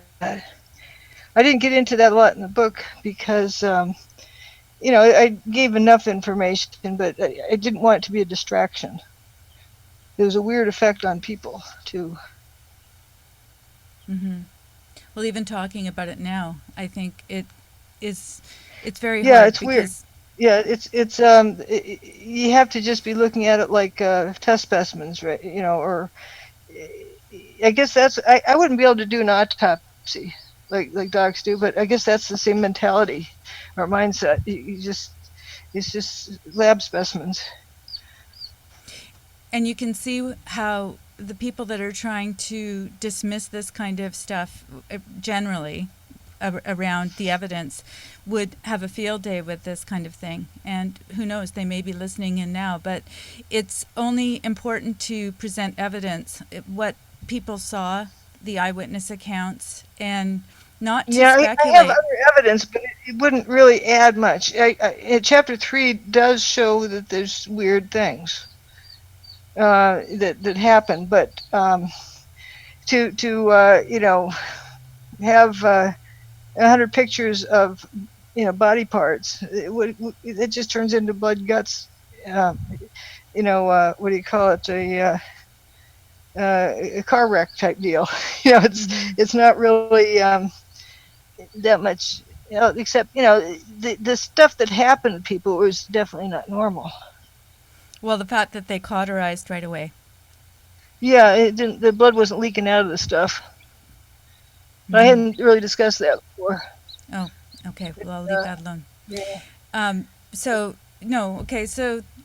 suffice it to say, there were odd things going on with things. We don't really see the same kind of examples of people falling out of a building when they're committing suicide. So if we compare it with what we do know. Well, people don't do it. Like the firemen, poor firemen, right? Man, they must have been so tortured because they're there because they love to save lives. They love to help people, and that's in their DNA, so to speak. And here's these people coming down out of the building, and this one guy was going to go out and try catching him. He would have been flattened or so his buddies had to hold him, and they could not. I mean, it would be so hard to deal with, feeling that helpless. And they said never before, I'd been on the force for 20 years, never saw anybody jump from a burning building, except for there's one that they had to coax out, and they had a big net for him, like from the second story or third story, not above that. But it's certain death. Nobody would voluntarily jump out of a building like that. Mm-hmm. Say 1, 2, 3, jump, unless they want commit suicide or something. I mean, it's not what happens in fires. And the only way I could how to breathe, and also they're if you're hot, you're very lethargic. Like there's a limit to how long you can stay in a hot tub, because at a certain point you cannot make your muscles work if you're too hot. And so that's why there's a limit to how long you're supposed to stay in the hot tub. And I remember getting in Virginia Tech swimming pool once, and some fraternity guys cranked the temperature up the night before for a joke.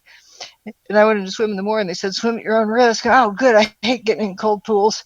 And I get in, I'm swimming halfway across the pool, and I realize I'm in trouble. I'm building up heat faster than I can dissipate it. So I decided to roll over my back and relax.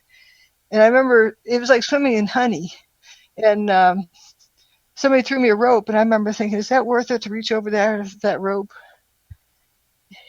Everything's just hard. And then I hear this Melissa Doy. It's hot, it's burning up. I can't breathe. She's just hyper. A hot person isn't like that. She thought she was hot, but physically you can't be like that. You're lethargic if you're too hot. Good point. Yep, that's a really good point. These are the subtle differences that you call evidence and research, because if you can actually delineate something and see the phenomenon for what it is, that here's your control group and here's something that doesn't fit in with that model, then you're saying it's outside of the norm. And again, it's not, I keep going back to this, but it's not speculating. It's using something really tangible so that you don't have to keep going around in circles. And then it doesn't become as emotional. Of course it's emotional. We're talking about people. But we can actually, we can sort of be detectives in that sense and look at it as trying to solve their demise, trying to solve what happened to them. So it's not a negative thing. And you've been told that, even talking about this at all sometimes is not respectful. Well, of course it's respectful. There are cold cases that go on for years and years and years because people want to find out what happened. Yeah, if you don't know what happened, you're just going to be repeating the same thing again. And my favorite example, like in engineering, I think all freshmen in engineering have seen the film loop of the Tacoma Narrows Bridge, where they didn't realize they had to design it to not go into a natural frequency vibration that caused it to come apart, like the winds coming down the canyon there. Um, it got the bridge going and it ripped itself apart. It was an unforeseen thing, but bridges after that point were built differently because of that, what they learned from it. Also, when I say soldiers, when they're marching along, they have to break their march so they don't excite the natural frequency of a bridge that they're going to cross. They're supposed to, go break their steps so they don't walk, like they're marching, because they could destroy. That's amazing, and something that you learn if you're an engineer. You have to know this kind of stuff. There's resonances to marching, which is quite fascinating when you think about how the world works and how sounds can actually set off they can trigger other incidents. It's a sound, Yeah, like but it's a violin, that's just resonance. it's really fascinating. I'm going to take And the cheap ones have too many different resonances that all fight each other and cancel each other out, so the thing doesn't work. Now, I think I'm safe in playing this because this is actually archival footage, so I don't think anybody owns it, but it's the Tacoma Narrows bridge collapse, and I think those that were here last week would have remembered seeing this, but it gives a few specs on how big it is and that sort of thing. So for the engineers out there, you can actually see how it was put together, and I think at the end of this, we see how it comes apart. But this is the bridge that Dr. Judy's referring to. So an engineer would be looking at all of this forensically, and did I not? Apparently I didn't turn my mic back up, or maybe I'm just talking too quietly. Can you hear me now? Mr. Saga. I can hear you. I'm relying on people to tell me. But yeah, I'm trying to do a few other things, so I'm just not speaking right into the mic. I apologize. But anyway, this is, as you can see, the Tacoma Bridge, the one that Dr. Judy's talking about. And this is archival footage, and so I'm going to use this under the auspices of education. And now you can start to see the bridge going back and forth. This is color footage. Some of it's black and white, but I find this really fascinating. And you'll see that there's a car right about in the middle. Okay, thank you, Mr. Saga. Appreciate it. I need feedback. As I say, I'm my own engineer here, and I'm often so busy looking at other things, I'm not even looking at my mic. But can you see that, Dr. Judy? Are you looking at it? Or? Yeah, I'm looking at I think the car is some distance down, and you can see it. There's a slight delay from what I'm seeing, but you can definitely explain what's happening there. Well, it's just going to keep vibrating more. I think of it like a swing, pushing somebody's swing set, and if you push it just the right part of the swing, you can make them swing higher. If you push them at the wrong timing, you slow them down. So this is a deal where the wind just was pushing it like a swing at the right place. Oh, here comes the guy from the car. He couldn't get the dog. I don't know. I worry about that dog a lot. No. Oh, it's ready to cut loose here. Yeah, the guy didn't want to die himself because, who knows, maybe you don't know exactly when the thing rips apart, and you don't have time to get it off the bridge. And so, if you know it's starting to rip, it's too late.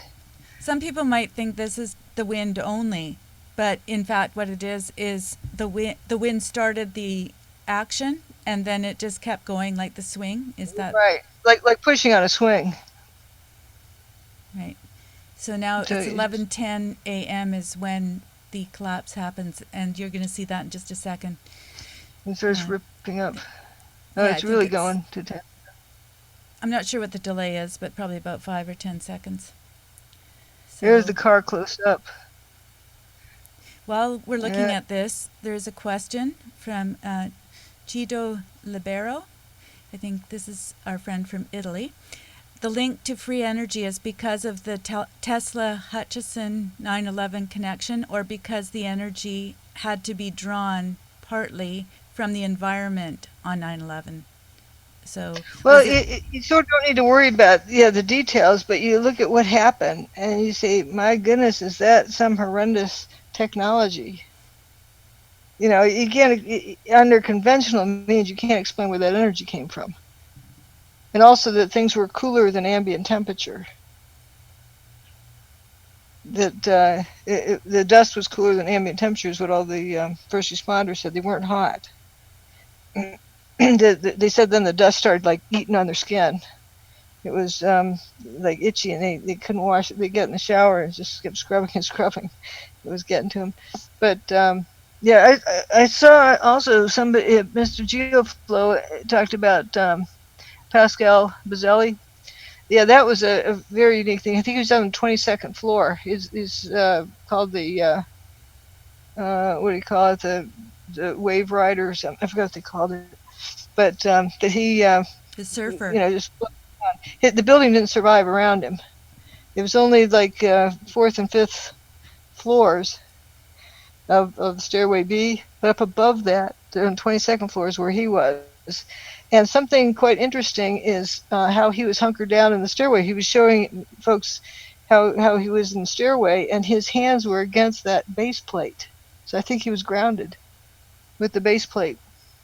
And for some reason, that stairway B was more robust than about anything else in terms of maybe ground. It was very well grounded.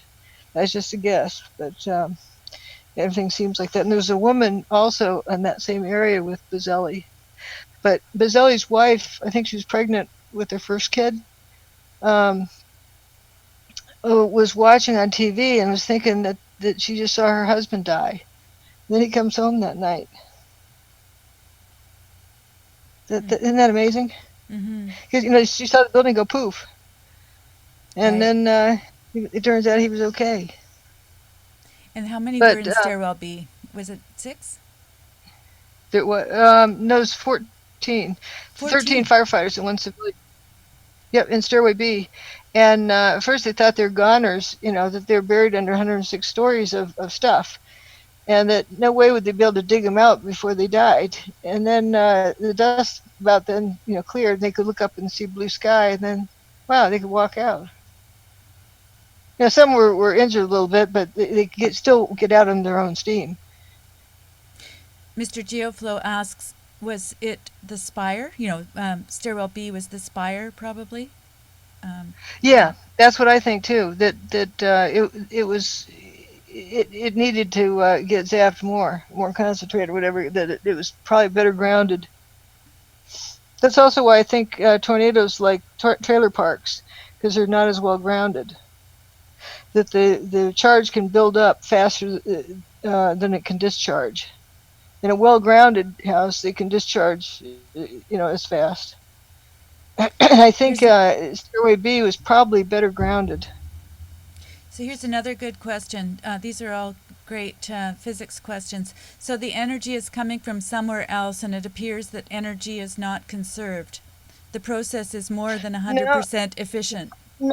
no, that's a different way of. I mean, it's not exactly it. It's not a conventional thing. Let's say light up a whole bunch of dominoes and zigzag them back and forth across the room. Now, if your job was to lay each domino down, and you start out at the beginning, you get that one clunk down, pick up the next one, clunk, lay it down, pick up the next one, clunk, lay it down, versus tap the first one, they all go down. One took a lot less energy. What happens if you didn't know that to begin with? You say, wow, how did you put all those down? No effort at all. Another example is scooting a glass across a countertop. It takes a certain amount of force, but if it's hydroplaning, it takes almost no force.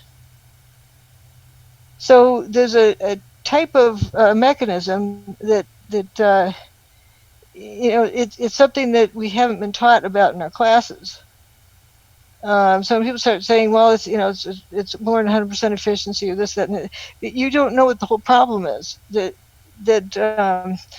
be able to state that, just like moving glass across the countertop, how did you get it from one side to the other with using essentially, no force or negligible force? Because another mechanism of movement was being used. It was hydroplaning.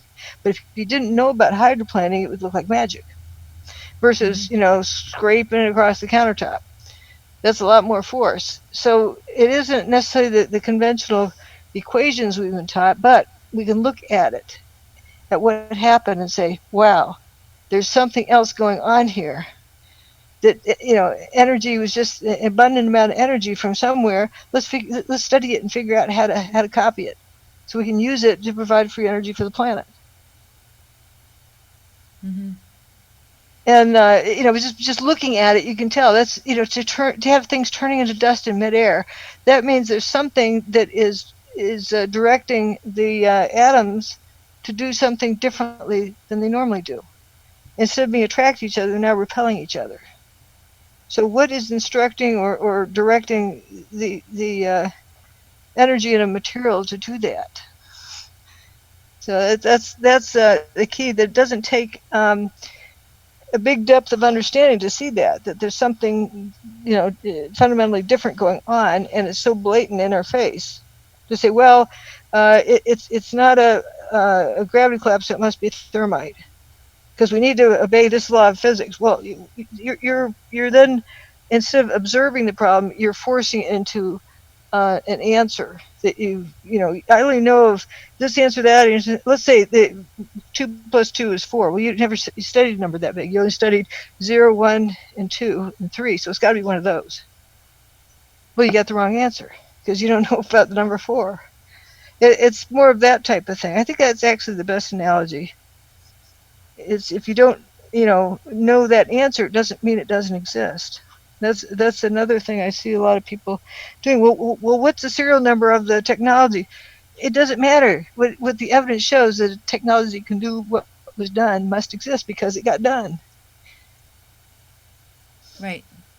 Yeah, it's amazing when you actually get this, and I love the fact that people are getting it. They're talking to each other, but Cheeto says that's why I said, quote, it appears to violate the conservation of energy. And then yeah, thanks. I wasn't watching what you were saying. I was just hearing somebody read it. I just wanted to clarify. But these the people in chat are really understanding it, and I just love that they're getting the concept, the physics, the that it's not necessarily something that we understand, and people have a very difficult time with that. I'm not a physics major. I don't understand engineering, but I can tell when I see something.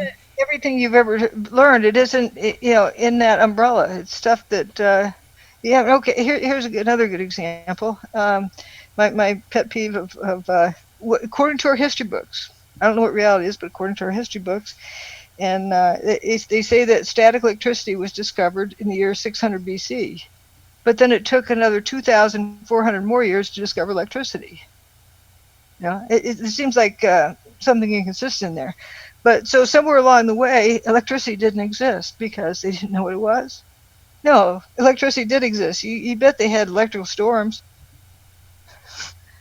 That electrical storms didn't spontaneously develop for the first time 200 years ago.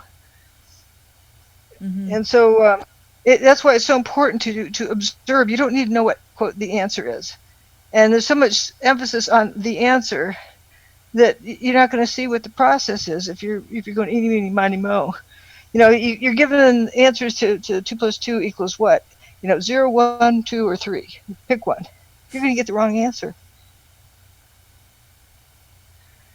You have to go through the process of figuring it out somehow for yourself. And then you can actually define a new digit 4, because that's what 2 and 2. You can count how many items you have.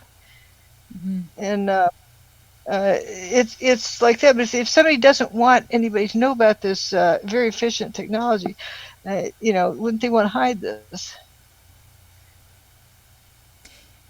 Yes, and as Mr. Geoflow says iron rust is a signature evidence of dustification, so quote unquote they mislabeled it as part of thermite. Clever cover job. And I think that's what we're trying to, Yep. just get that kind of thinking going, because that's what's happening right now as well. And it's not about, oh, we're coming up against this or we're supporting that. It's about, don't go down a particular trail without checking the breadcrumbs along the way to make sure that you can make your way back, and you know where you're going. Because if you just go blindly, you're going to end up just in a holding area where they can keep you It's funny, distracted. people assume that the thermite folks know what they're talking about. No, actually, the people in AE 911 Truth, I don't think any of them really have come up with any answers. It's just a list of talking points that Richard Gage issued to the group, basically. And here, get on board this or get out. You get that choice. Everybody's, we got to get unified front, and everybody say the same thing. And one of the things that you can do if you want to just deal with the thermite issue right away is just say, okay, well, let's just not talk about the thermite, and let's talk about the toasted cars, or the fact that there were several other buildings that... Oh, but they were towed. They were towed cars, TOAD. I like to joke Right. about it. But what does it do with the fact that these cars were toasted in weird ways? Who cares if they were towed? There was a bunch of them that we know were not towed. We have pictures of them before, during, and after in that Embassy Suites parking lot with a sea of unburned paper in between. But there's other ones that have, really weird patterns. But it's amazing how much folks latch on, oh, they were towed. See, here's a picture of this car here, there. Who cares? There was some apparent spontaneous combustion by FDR Drive, according to the first responders. This one poor guy saw a car looked like it went into spontaneous combustion. He was trying to explain it. And the best he'd come up with is, well, a fireball must have gotten loose from the World Trade Center and rolled down the hill and hit the car. That's the best he could do. But there's just weird stuff happening around. But the Embassy Suites parking lot, there's plenty of toasted cars there. And we have a picture of it before, during, and after.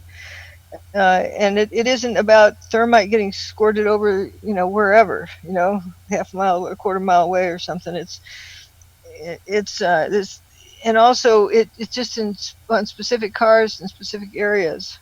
It's just notice the evidence. This is weird. Unburned paper in between. It's way more fun. When you start looking at the pictures, especially, I'm saying you have to look at the book, because you can just sit and look with this thing in front of you, this book that has pictures. If debunking is your objective, you don't want to know what happened, so you go away, you go play on the swing. But if you want to know what happened, you just look at the evidence. And like the toasted cars, I call it the swamp at West Broadway, because it looked like a swamp after they put fire hoses on it. The paper wasn't burned, it was just all mushy in the streets, and unburned paper on the sidewalks, and the trees weren't burned. And there's a helicopter image of there, and you look down the street and see where all the toasted cars are, but there's no debris on top of any of the buildings on either side of the street. Okay, why did it, if it was falling debris that was on fire, why did it just choose automobiles to land on and nothing else? For half a mile away. Mm-hmm. So you say, man, is that weird? And also, there's Patrick Connolly who came out of Building 7, and he thought it was going to be safe, but he decided it wasn't safe there, and he was going to head up the street, but he couldn't see his hand in front of his face because there was so much, the dust blocked out all the sunlight. And they said, but thank goodness the car started lighting up, because then I could see where I was going. It just light up as past him. Mm-hmm. But that was interesting. Mm-hmm.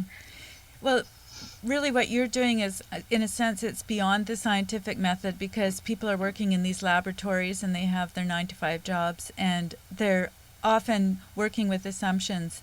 So what you've done is kind of moved yourself outside of that milieu and just started to look at it and do your own kind of observations, and then go, this looks weird, based on what you know.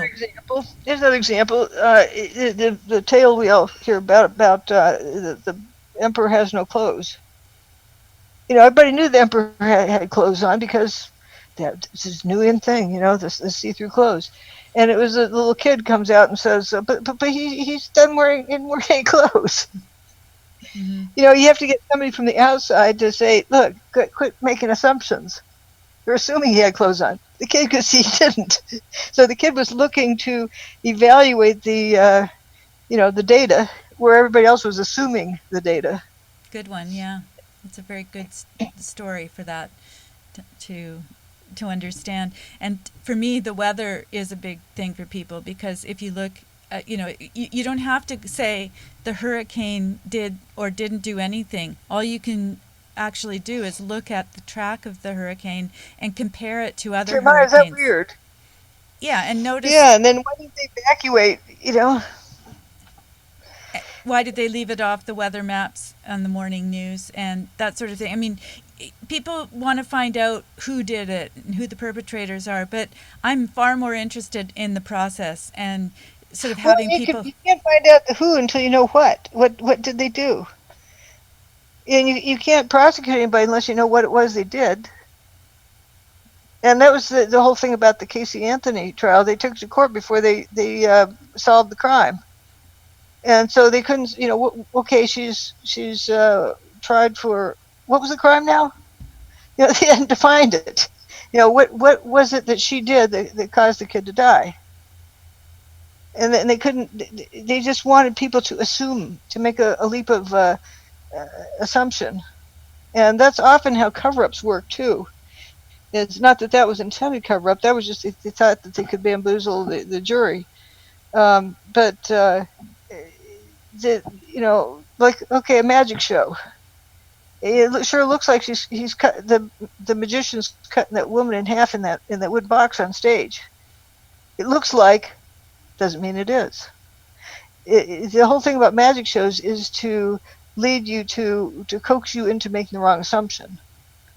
They don't lie to you. They just get you to make the wrong assumption, and then it's your choice to make the wrong assumption. So you trick yourself. So cover-ups work very much the same way, and with like what happened on 9/11. And it's no threat to anybody to say, oh, it was bombs in the building, because it wasn't. But you get people to assume that and to spread that rumor, and that everybody's fine with that because it can be disproved. Or Building 7 looked like a controlled demolition. It looked like doesn't mean it was. You have a lot of characteristics of controlled demolitions, like hearing a bang, bang, bang, bang, bang, bang, bang, bang, bang, bang, and then the building starts going down. But and it makes a thud when it hits. We didn't have the thuds. We didn't have the bang, bang, bang. Um, there wasn't that much material left. There was a lot of dust. So, what happened? Mm-hmm. But also, you need to prepare it for demolition. So, just saying it looks like is not. That's what they do in magic shows. You can think of that. Like look like he cut the woman in half in the box on stage, but then she appears alive at the end. So that wasn't the right story. But often I've found that, like, if you know anybody who's a good magician, it's that they get you to assume the wrong problem. So they're trying to solve the wrong problem. And like the card tricks. Um, then it's because you think something else happened when that isn't what happens. You're busy trying to figure out the subsequent move to that bad assumption you made. Mm-hmm. You can't solve it from there. So it's magic. We'll never solve it. We'll never know. Oh, guess yeah, never know. That's But if you start out with what happened, what problem you're trying to solve, you have to find the problem before you can solve it. And Larry Silverstein. Well, how did Larry Silverstein turn the buildings to dust? You got to show that connection. You want to go hang Larry Silverstein? No, people just want to go get somebody. So here's a mascot to go get. Just like the Jane Stanley thing. The BBC lady who said that Building 7 collapsed before it did. People were announcing. Actually, CNN is the first one that said that, and they also said that One Liberty Plaza collapsed. It didn't. It's still standing to this day. But nobody for sure knew what was going on that day. And there's all sorts of rumors going around, like, oh, airplane hit the Capitol building, and there's lots of things like that were going on. But let's look at the other side of things. What is the motive or the benefit for some top secret plan to be shared with a BBC news outlet and have them announce it on the air? What's the purpose? Well, I'm going to say that it was to draw attention to the fact that Building 7 was coming down, because they were planning on having that be part of the distraction narrative, rather than seeing that everything else came down. I'm just putting it out there. Because if you go, but Building 1, 2, and 7 came down, that's all you hear. So I say, well, do you know that all the buildings came down or were affected in some way? well, we're destroyed. We're destroyed, and the main body of Building 4 went missing. It just went AWOL. It just not there. And that's so I'm where going to say, if to answer Tower your question, I would say that it would be to open up that narrative so that they could start capturing people into that school of thought. That's one of the reasons. I do know that Britain can be very aligned as with this recent situation with the DNC, where they are participating. I think they are. I'm not saying that they're part of it. I don't even want to say it. I'm just saying that it is plausible that that was part of the modus operandi there. We're also waiting for Madeline to come up with a question from the book. She's got a photo. She's finding the page. So, has Dr. Wood visited the Memorial Museum? Somebody wants to know. It's what? This is another question. Have you visited the Memorial Museum? No, I've been to visit that area. Haven't been into. It wasn't quite open when I was last up there. But I've a lot of the pictures of I have pictures of a lot of the things in there, like the ambulance, in my book, like with holes in the doors and things like that. But the most interesting thing of all, I need to go see, is that one that the Pope saw, the Bible artifact with a previously liquid metal rolling down the page and solidified without burning the paper. Yeah, that's a classic. That again. Yeah, but doesn't anyone stop and think, how'd that happen? If you have liquid, let's say it's iron, it's like steel, at least 1500 centigrade, and paper burns at a lot lower than that. It would be incinerated by then. Yeah, especially next to molten metal, you would think.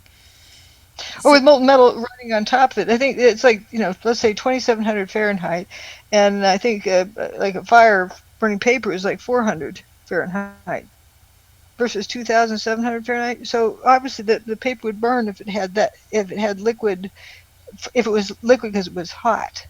It was hot, liquid, melted steel rolling down the page. The page would have burned up. So obviously it was liquid for a different reason. And that's if you do go there, go see that one. And it's funny that people don't stop and say, like that meteorite, that famous meteorite thing has pieces of paper in it. One, I didn't put that one in the book. It has expenses written on it. But you could still read the type on the papers that were, stacked up in that thing. Mm-hmm. So now Madeline says, the picture on page 187, there's a circle in the dust fuming off WTC-2 as it collapsed, and it's also in some videos. Has Dr. Judy noticed or looked page into 187. that? 187. There was a typo in the first printing of some. I was calling WTC2 when it was 1, or vice versa. I actually found that. You found that one? Yep. You were impressed that I actually found something on a picture. Yeah. Okay. It's page 187. Yes, I'm just looking for it too. And there's the tipping top thing and the image above. Let me just take a look here. I'm not speaking into the mic. I'm sorry. You don't need to hear me. Let's see. Oh gosh, I'm slow. 87. It's the only picture on the page in mine. It's figure 178. And there, What is 178? That's a different page. no, it's figure 178 on page 187. Oh, okay, I see it. Yeah, you can see that Tower 2, the tipping top. It started Yes. to tip and then it just shrunk down into nothing before it went down the rest of the way. And I'm showing Tower 1, those dashed lines show where the mechanical floor is. Mm-hmm. So, you see that tipping top over, there, you see the building below is still intact. But the fact that that tipping top is so shrunken up, it's only a few floors tall. And, Mm-hmm. it's like what happened there. The diagrams above shows, normally you have pretty much equal stress across the surface. And if the thing starts tipping, you're going to have more stress on one corner as well as the momentum of the thing tipping. So the thing would tend to keep tipping over. The building would crumble down underneath it. But that isn't what happened. So what was the exact question? Did that cover it? Or What her question was specifically was the circle of dust fuming off of WTC2 as it collapsed, and she's curious about that. I'm assuming that in this. I see. Does what do you mean? Does WTC2 has like dust, fumes and stuff coming off it? She's seeing fumes, and I can see what she might be looking at there.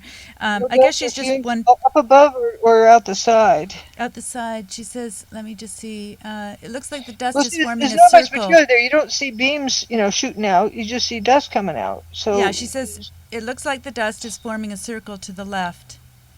So I see what you're talking about there. That it's like it's actually coming down from one of the clouds Oh, there. you The talk dust about is. that gray shadow in the far left of the picture, not on the building, but it looks Yes, like gray billowing storm clouds off in the distance, kind of.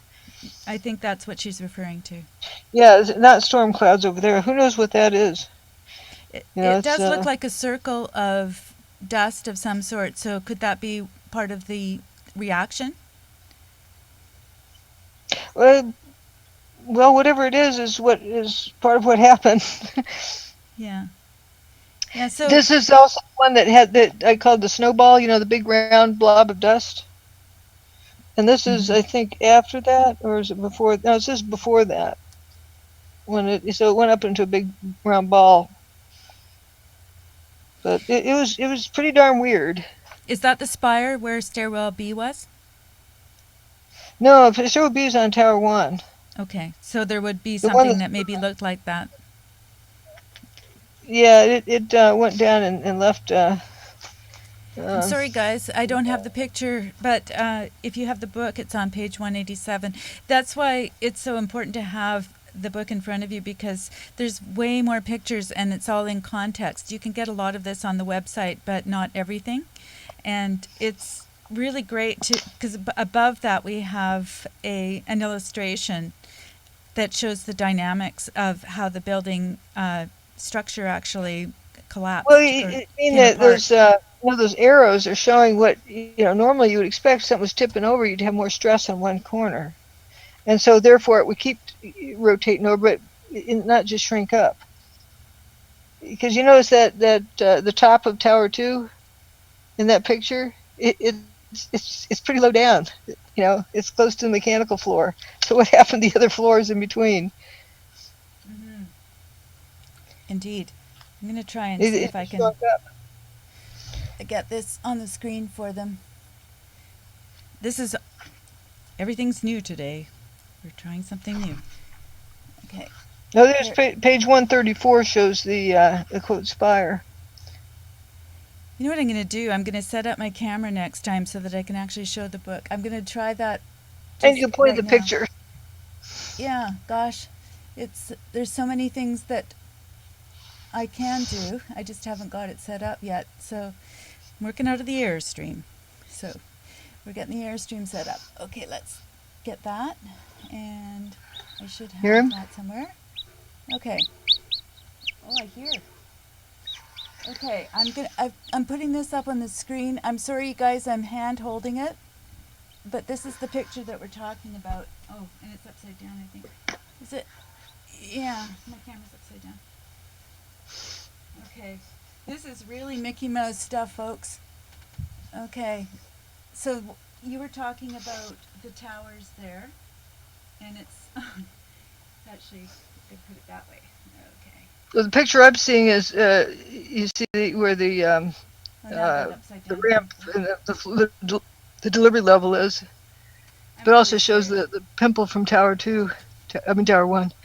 Okay, now I'm seeing the book. Okay, I'm just hand holding this. But maybe you could, can you just repeat what you said about this picture? I'm going to try and hold it still. Okay. Wait, is that the So same there's the picture? Oh, I picture. see. That's It's the 90 picture. degrees. Can you rotate it? Yeah, 180 degrees from where. Well, Yeah, I you're just, already. I turned it around. See, it's upside down now, but It's coming back, don't worry. Okay, now we should be right, okay? all right. And Where's look at my the top. co-host? Yeah, they get the top of the page. Now we gotta go look lower. Look down, down, down, down, Oh, you down. want it to go down to the picture? Oh, we can look at this. Yeah, see, Okay. the picture on the left is how the building is at rest, and then the right, you can see if the top starts tipping, you're going to have more stress on that corner, and you should keep going. Okay, and then you see that on the picture on the photo, that you see the roof of Tower 2. It's very close to the mechanical floor. Right. Yeah, it's And very so, true. like, how come it's only a couple of stories tall now? And it used to be like 35 stories. Now it's just a handful of stories tall. So it shrunk up, and then the material came out as dust. That arrow on Tower 1 on the right side is showing a mechanical floor. Correct. And that's where the water was coming out, you were saying too, probably.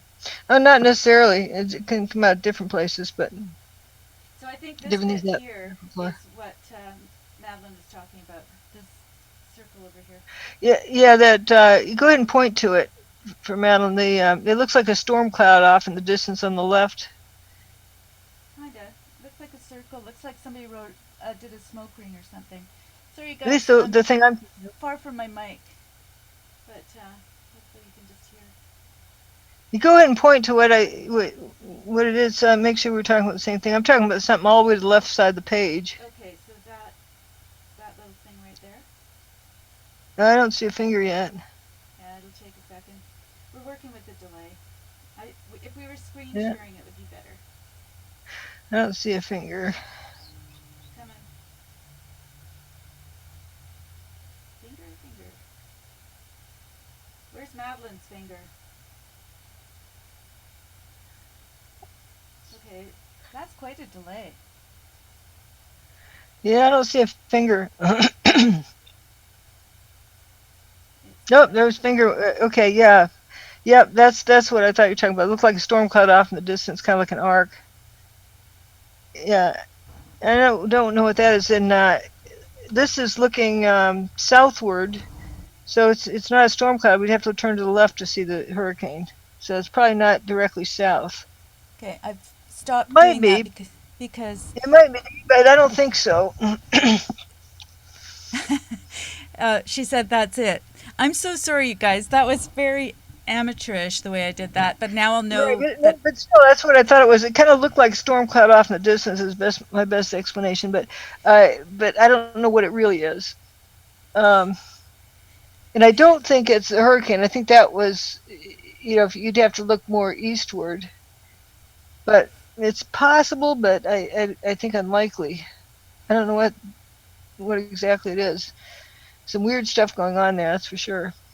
So, what But I that's really a nice enjoy about this observation process today. is that you don't have any ego in this because you're actually willing to sort of continue to go through the evidence and sort of say, well, I'm not Right. quite sure yet. And isn't that an interesting thing, you guys out in the Yeah, audience? and, Because and I think it's pretty cool that she observed that. That's a very subtle thing. That shows how good the printing job was too. and that's the beauty of this process. I would love to have more of you in the actual room. We've got the program, but we have a room, the Zoom room, and So if anybody actually wants to participate in the show, just get in touch with me on characterdriven.com, and I can give you an invitation so that we can do screen sharing and that sort of thing, and that will be helpful because I'm trying to host the show, but I will set up another camera so that we can take a look at the book next time so that you don't have to see the wiggly jiggly hands. But this is a typical response from people when they hear about the hurricane, is they want to know what the hurricane is used for. We don't. Oh, I don't want to ask the players. I didn't plan it. I didn't do it. Sorry, say that again. I talked over you.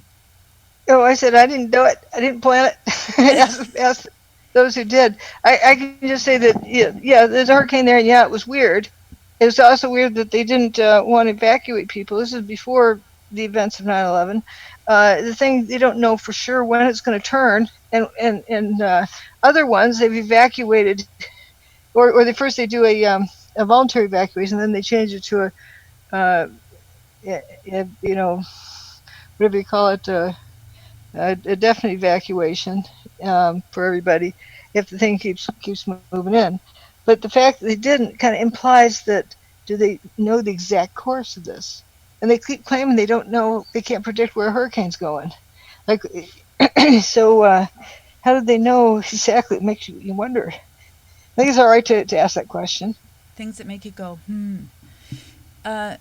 Madeline is curious if Hutchison ever experienced material conforming to his inference beam that he used to create the Hutchison effect. Interference thing. Well, it's a zone, is what it is. And somebody gave me an excellent example. It was Joey did, and that, like a cell phone, it doesn't work unless you have a cell tower. So but cell tower by itself doesn't help you make a phone call. You need to have the cell phone within the range of the cell tower. You need both. And the range of the cell tower is like a field effect.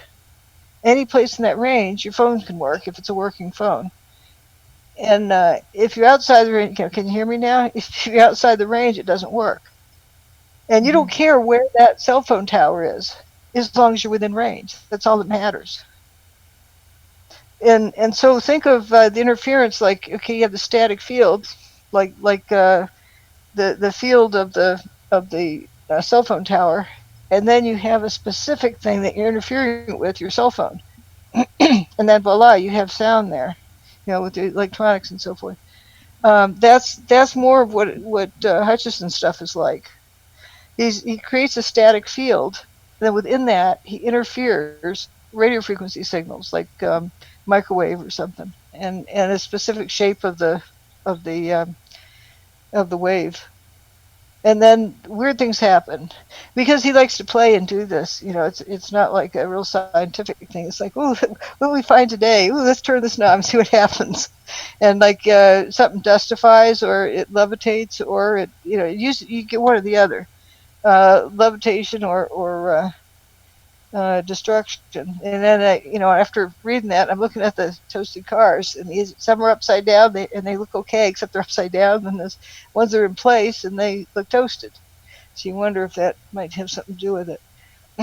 Lift or disruption, I think, is what it was termed. And he didn't, wasn't real controlled. He just like, oh, let's see, oh, this is cool, let's try this, and had fun. Mm-hmm. Like the UFO thing, there's different experiments. The UFO thing was not about levitation. It was about putting in a whole bunch of energy into the UFO and seeing if they can get it to distort. So it's going to be bouncing around, so you don't want it to get out of the area. So he had it. Also the charge he was putting to it was through a wire. And then the thing was bouncing around. It almost looks like a cartoon that flattens off the ground and bounces up. It's pretty weird. But, trolls like to use that to say, see the wire for his levitation? No, it's not a levitation experiment. It was because they're, I think it was with part of the, is it Winter Haven? Project Winter Haven, I'm forgetting now. But where they're talking about charging an airplane wing to make it fly faster. Hmm. Hmm. And different things. You change the properties of the air in the wing, and also with certain magnetic fields, you can change the weight of the thing. Right. And so he was just trying those things out kind of randomly. But there's various things. One of the coolest things I did with him when I was there is his some of the samples. Like he has a solid bar, round bar of stainless steel, and then in the middle he toasted it, and it was funny looking.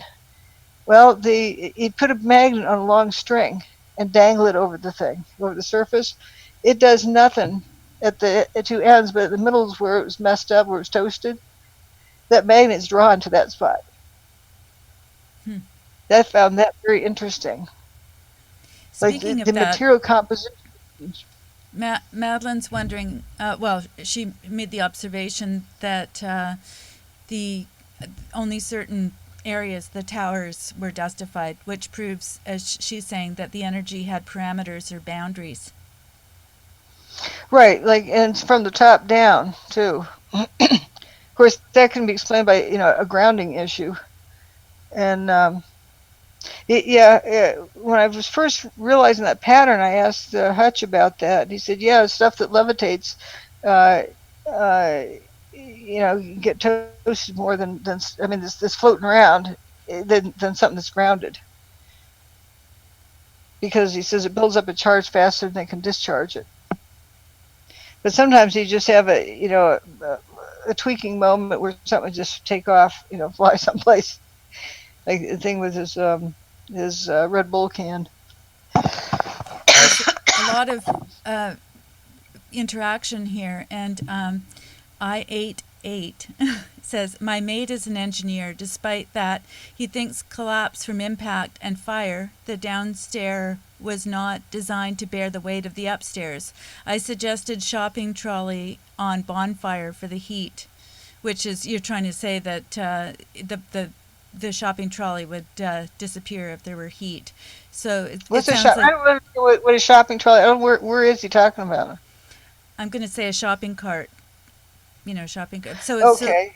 So he's using the idea of putting a shopping cart on top of the what was suggested to be burning areas. I think that's what you're trying to say there. I88. Yeah, I'm not sure what the deal is. What he's trying to describe.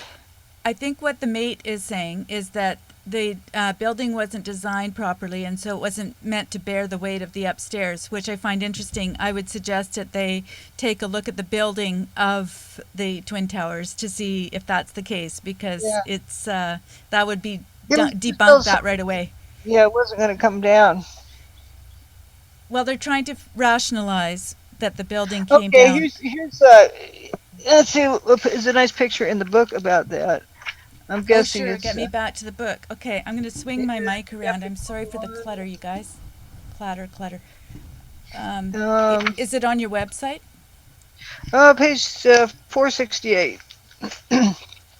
She's going to make me work. So, and people who talk about the bottom being weaker, too weak, and it's going to buckle. Well, why do we have all these straight soldiers, standing up there? The columns. You didn't see any buckled columns. I'm going back to my hokey. I'm going to put this up here. This little guy's getting rambunctious here. The chicks are getting rambunctious. He's looking around. Trying to find a way to show this a little bit more easily. He's trying to talk to me. I want him to get dry so he doesn't get chilled. For those that have just joined us, we are enjoying the birth of chicks during the show. Actually, I'm going to put that picture up on the screen again. I didn't want to confuse people that were just coming into the room, but let's just see. There we go. Okay. There's the baby chick, and that was about an hour ago. So He's getting fluffier. Okay, now I'm on. He's sitting up. Did you say page 468? Okay. Yep. I'm going to see now. I'm going to change from the chick to the book, and I am sorry for holding this, hand holding it, but that's what we're talking about. the wheat checks. Yep. See how straight they are? They're not buckled. Does that help? I ate 8. That's hard to say. Okay. I'm not. Plastic deformation. It's a bloomin' avalanche, I tell him. I'm trying to say that with my best accent. Where are you from? I ate 8. You guys need to put your city on there, or your country, I'm sorry. Plastic deformation. I think he's just kind of thinking out loud. But I like that. It's a bloomin' avalanche. Okay. But then where's the stuff at the bottom? Yeah, usually you have snow at the bottom, don't we? Yeah. Or you have a pile of something that ended up somewhere. I think we'll go back to the chicks. Let's do that. Oh, you know what? I wasn't on that picture. I'm sorry, guys. Gosh. Let's do that. I'm going to show you what we were talking about. I think you were looking at a picture of the chick while I was trying to show the page. This is the page we're looking at. And you can see these straight pieces that are still intact at the very bottom there. So they don't seem to have had a problem staying together down there. And there's our baby.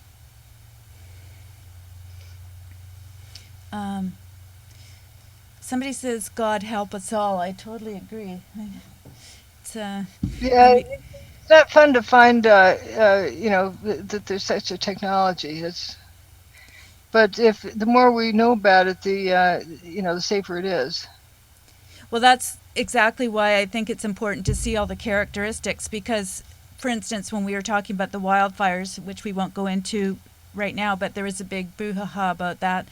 The first thing you can see is that the paper isn't burned. The paper is burned up in the California wildfires. That's not to say that it's not something to do with maybe smart meters or something, but it was not the same technology based on the observations I saw. And people didn't look up and see blue sky and, walk out. Yeah. So there were things that you could see that were maybe had similarities. If you didn't read the book, you might mistake it. But if you start reading, and for those people whose partners are engineers or whatever, why not just focus on something that is definitely an anomaly? Well, chapter 2 is good for that. Chapter 2, what specifically in chapter 2? This chapter 2 is the billiard ball thing. Right, yeah, so for the engineers in the group, they can look at that. They can check their calculations. Right. We've done Does that he look before. better? Does he look better? I just sent you 2 pictures. Oh, she's keeping me working, you guys. I'm gonna get the pictures. He looks like he's got a greased back hair. Let me just turn my mic down so you don't have to hear me rattling about it. Here, can you? Let's see. It says hot steel bends. That is true. So. Right, and also if it's overloaded for its temperature, it'll bend. Oh, I'm going to give you a question before I go and take a look for the pictures and put them on the screen. Okay. Matt wants to know, how do you guys explain all the loud noises that were heard and picked up on TV broadcasts by many, many witnesses, Willie Rodriguez, along as many other firemen and people covered in dust that work there? There's noises. If you have a building turned to dust, there's also first responders identified Scott tanks exploding at street level in their fire trucks. Those are the air tanks that the firefighters wear so they can breathe clean air when they're fighting fires. And so why would they explode? And they were identified as exploding. And a few other things like that. Well, if you have a pressure vessel and the wall has been weakened, it comes a point where it cannot hold that pressure anymore. It's kind of like a balloon popping it has too much pressure in it for the strength of the balloon. And it'll pop.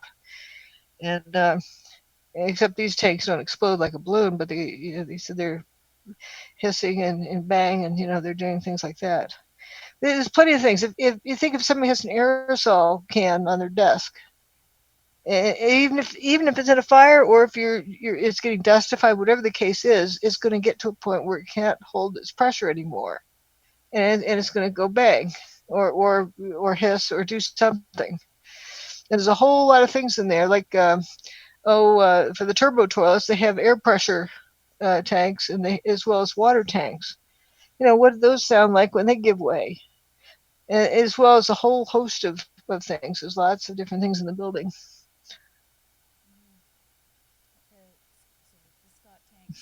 Did you mention the Scott tanks?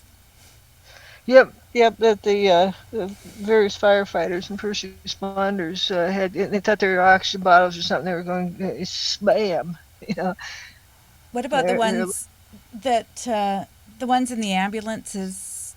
They didn't actually explode because possibly they did, or hissed, and the valve started letting go. Oh, you have a whole bunch of pictures there. That's good. See if you can do the individual pictures. We see a bunch of.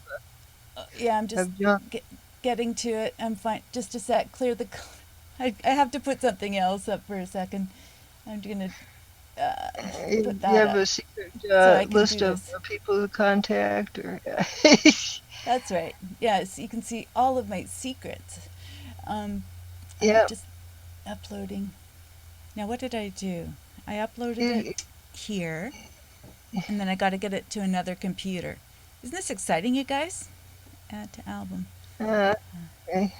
Yeah, exciting stuff. Clear clutter, it says. I'm moving it via. Yeah, get rid of clutter. That would be a good idea. So, the booms are really quite interesting, as are the spurts that go out to the side of the building, and I'm sure that those made. Yeah. Whatever you want to call them, people show that as being evidence. After reading my book, it was interesting. After reading my book, Richard Gage and somebody else in his club did an article about it, like they were the first ones to discover these were squirts. Apparently, I made such a good case that they quit calling them squibs and started calling them, they just material squirting out of the building. And they act like they're the first ones to discover this. This is after Richard Gage got a copy of my book. Kind of like Fetzer, came out with an article debunking thermite after he got a copy of my book. And as though they're the first to convince people they're the first ones to figure this out, but it's in the book. Your baby's up there. Oh, okay. Which one the one with the hair slicked back look, or? Let's do the second one. There you go. Very cute. There you go, guys. That's the baby that you saw. He's drying out better. Yep. There he is. Okay, that's the top shot. The close-up one, it looks like his hair is slicked back. But you can see he's still pretty wet. But he's drying out and he's standing up. Okay, back to questions. Matt says thank you. There could have even been some bombs. Well, I88 says this. Now, we don't need to have that. You see, you can start a fire underwater if you want to, but that makes it harder. It's kind of like bombs. Like, why put? There's no evidence of it. For one, there's no seismic, thing of it. But why have a moving target? Why make it your job more difficult? Yeah, that's it isn't going to help. It's going to make it worse. Mm-hmm. Yeah. So he says that there could be some bombs, but this is again speculation. Whereas it's better to go back to what you know, and work out from there. It says the planes could be holograms, and and people who are very attached to bombs. Bombs don't turn buildings into powder in midair either. You start at what happened, right? What do you know that you know that you know? You know that the buildings mainly turn to powder in midair. So bombs can't do that. They blow chunks. Chunks stay chunks as they're flying through the air, and they land as chunks. But we don't have chunks. Yeah, even the scientists that were doing some of the they were doing the autopsies and that sort of thing. They said that it was microscopic, some of the dust. When does that Or happen? much of the dust, they'd never seen something that in the Kuwaiti oil fires. Even the stuff, the contaminants in the air were much bigger than what they saw at the World Trade Center. They never had seen at any site something that fine. It was about 1/100th of the size of red blood cells, or approximately the size of DNA. So you just inhaled it right into your bloodstream and probably crossed the blood-brain barrier. I mean, it's not very healthy. All constituents of the building were in the dust. So let's say somebody had some flour and some chocolate and some sugar. Chocolate chip cookies must have destroyed the buildings. Well, go back to what happened. The building mainly turned to powder midair. Okay, what does chocolate chip cookies have to do with that? And he can't even prove that the chocolate and the sugar and the flour was combined as chocolate chip cookies. You just you have basic fine powder of. I've got the plume up on the screen right now. Birdie had to go bye-bye for a bit. And maybe we could call him Plume. And so the plume of smoke there is not smoke, it's actually dust. And for those that... Well, it's whatever it is that's in the air. It's fumes, it's whatever it is, just generic fumes, because you don't know what all it is, but yeah, it probably contains some dust, and it probably and they found it as far away as... They went right down the coast. It was down the eastern seaboard. I mean, you can see it right there. You see the New Jersey coast, and you see it's going way up and down, way up and then down the eastern seaboard. Yeah, so this they is found not it in New Jersey. Fire, They found it in Delaware and in Maryland and in Pennsylvania. Traveled pretty far. Matt wants to know if DEW weapons have sounds associated with them. Have you ever heard a DEW weapon go off? If what weapons? DEW, D-E-W.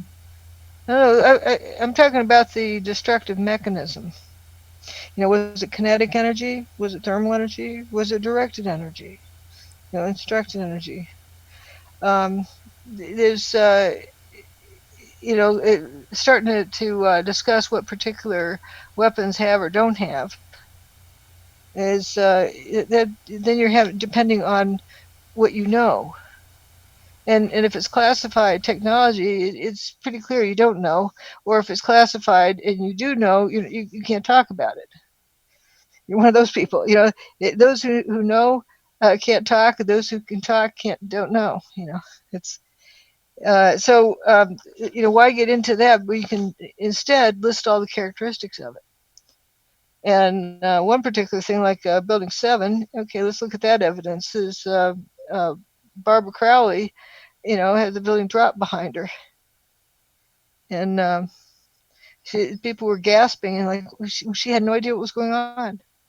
Now, if it was some bombs going bang bang bang, she would have known that. Also, there's when Tower 2 went poof, there was I can't say collapsed, and I'm not going to say exploded. It just went poof.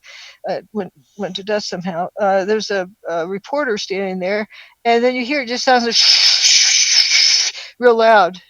There was no bang sound. You didn't hear something crashing into something else. It just sounded like a waterfall or a jet turbine engine. It's just a big loud noise, just constant noise. Maybe it was like a tornado. Some described it that way.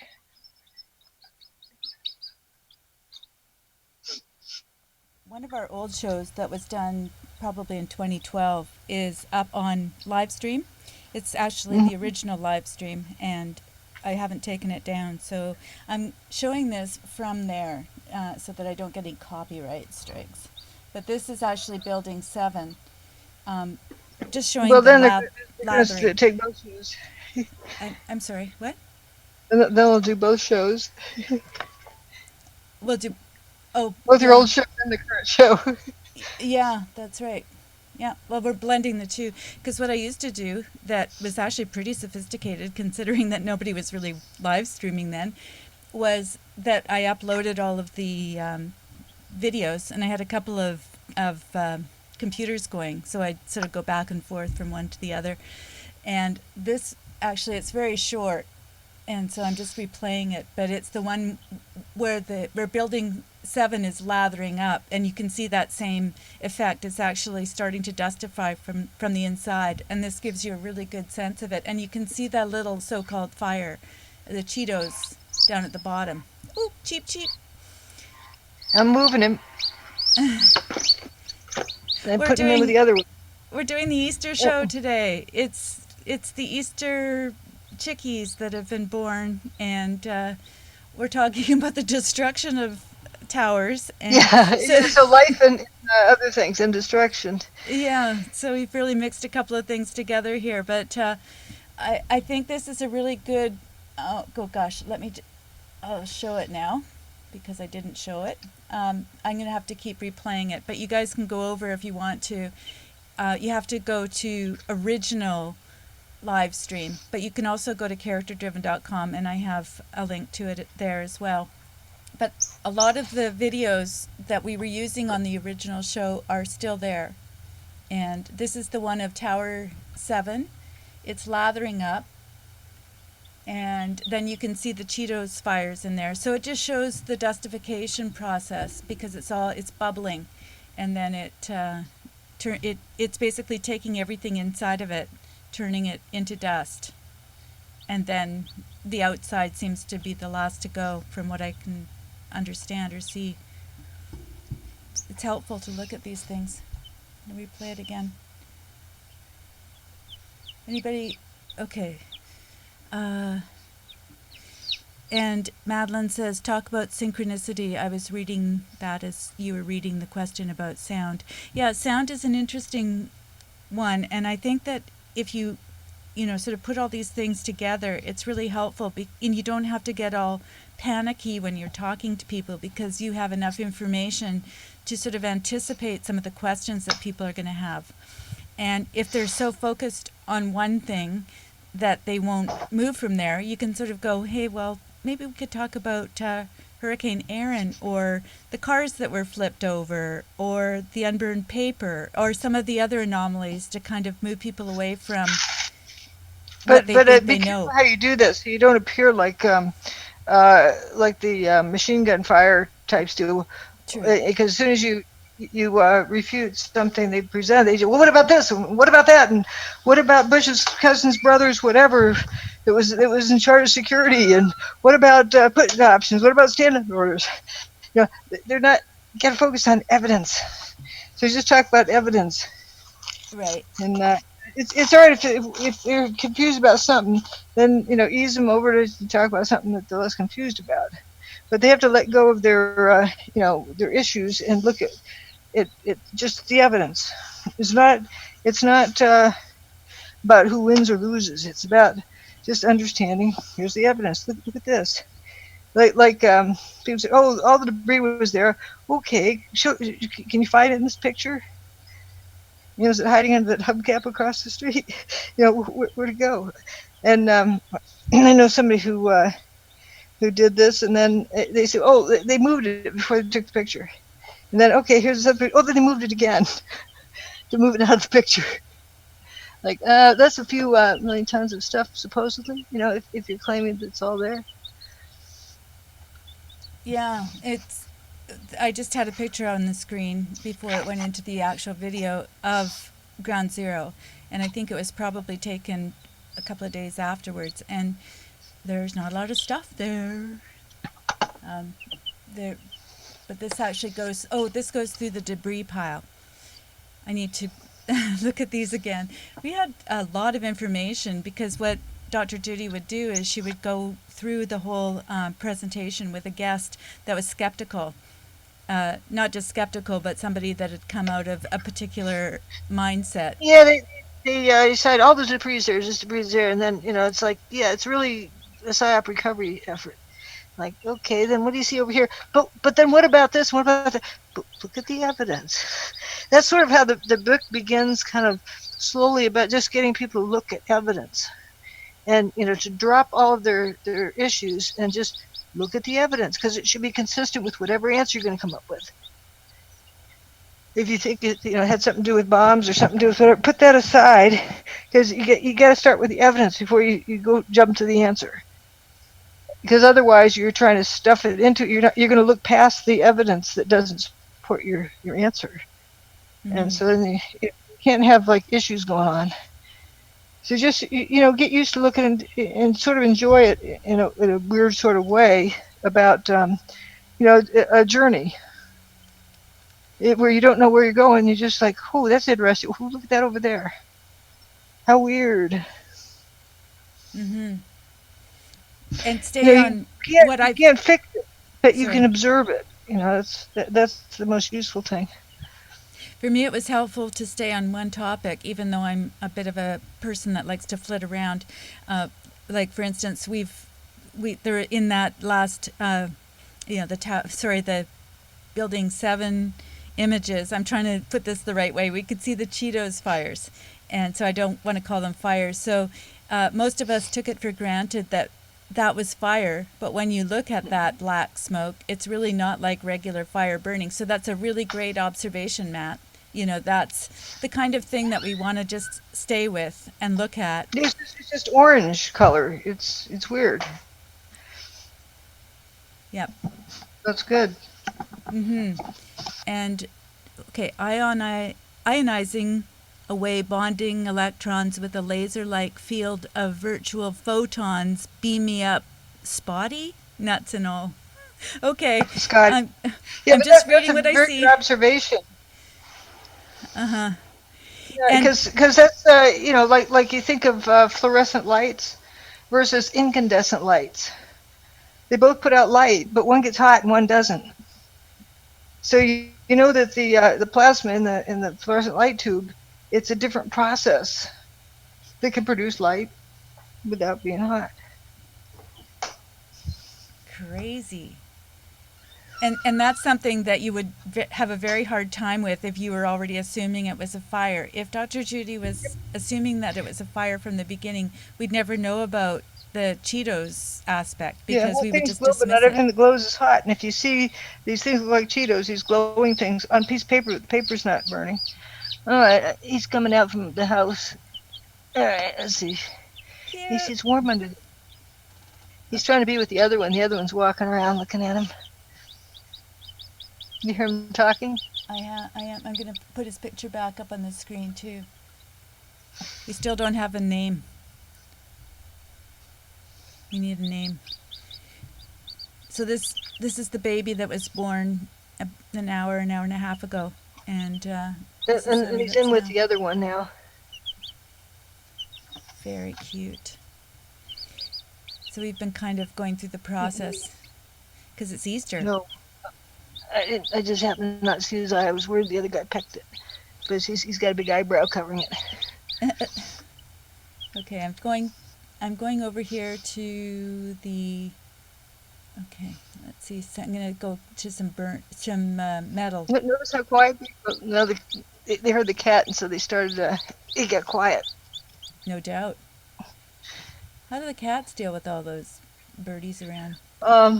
They're okay. I haven't given the big guy access to them. Yeah, probably a good idea. But after a certain age, the cats are afraid of the chickens. They'll come get them. That's a good plan. Now, have I missed anything? To break a nail, I rock it back and forth. It gets hot, so maybe not. To change a material, I need to access its electrons, its bond energies. That's all about spectrometry. Am I getting that right? Back to Peter says, cute little golden nugget. He's pretty sure that's golden nugget. Okay. He's really, or he or she, I'm sorry. He's really putting that forward, so. Just passing along. Golden nugget. I am still trying. Now, I was going to get back to the billiard ball page just for anybody that wanted to see that. I'm looking at drjudywood.com. Or sorry, yes, drjudywood, no S.com. And you can find a lot of this stuff yourself, and I highly recommend that you go there first by yourself, and then if you have people that want to have some nice visuals and a little bit of an explanation, you can invite them over.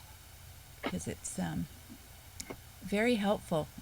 All the original stuff is there. It's Yeah. not a bells and It's a whistles site. warehouse. It's a warehouse. That's I just like that. there with who knows what caption. May even be the caption that the whatever data bank had on it. But so don't pay a whole lot of attention what the caption exactly says. But just look at the be the observer and collect your observations of it. It's you start seeing that it isn't anything like what you're shown on TV. Well, a lot of this we don't Or see, and so for the engineers in the group, we did have on original shows. We had some people that worked with metal, and their jaws dropped when they saw some of this because they hadn't been seen, they hadn't been shown. In this image, you can see the weird fires, and you can see all the paper that is unburned. So these are just anomalies that you might want to look at on the website. It's under phenomenon. And the Hutchison effect is right there with the weird fires. And then you can see a similar phenomenon on the right-hand side. The fire person is there trying to do something with it. I think they're confused about what to do. And here's some of the metal beams and the responses. You know, it wasn't just, the beams didn't just dustify. Some of them actually curled into U shapes. I mean, look at that beam. It's crazy. How does that happen? Have your engineer friend explain that.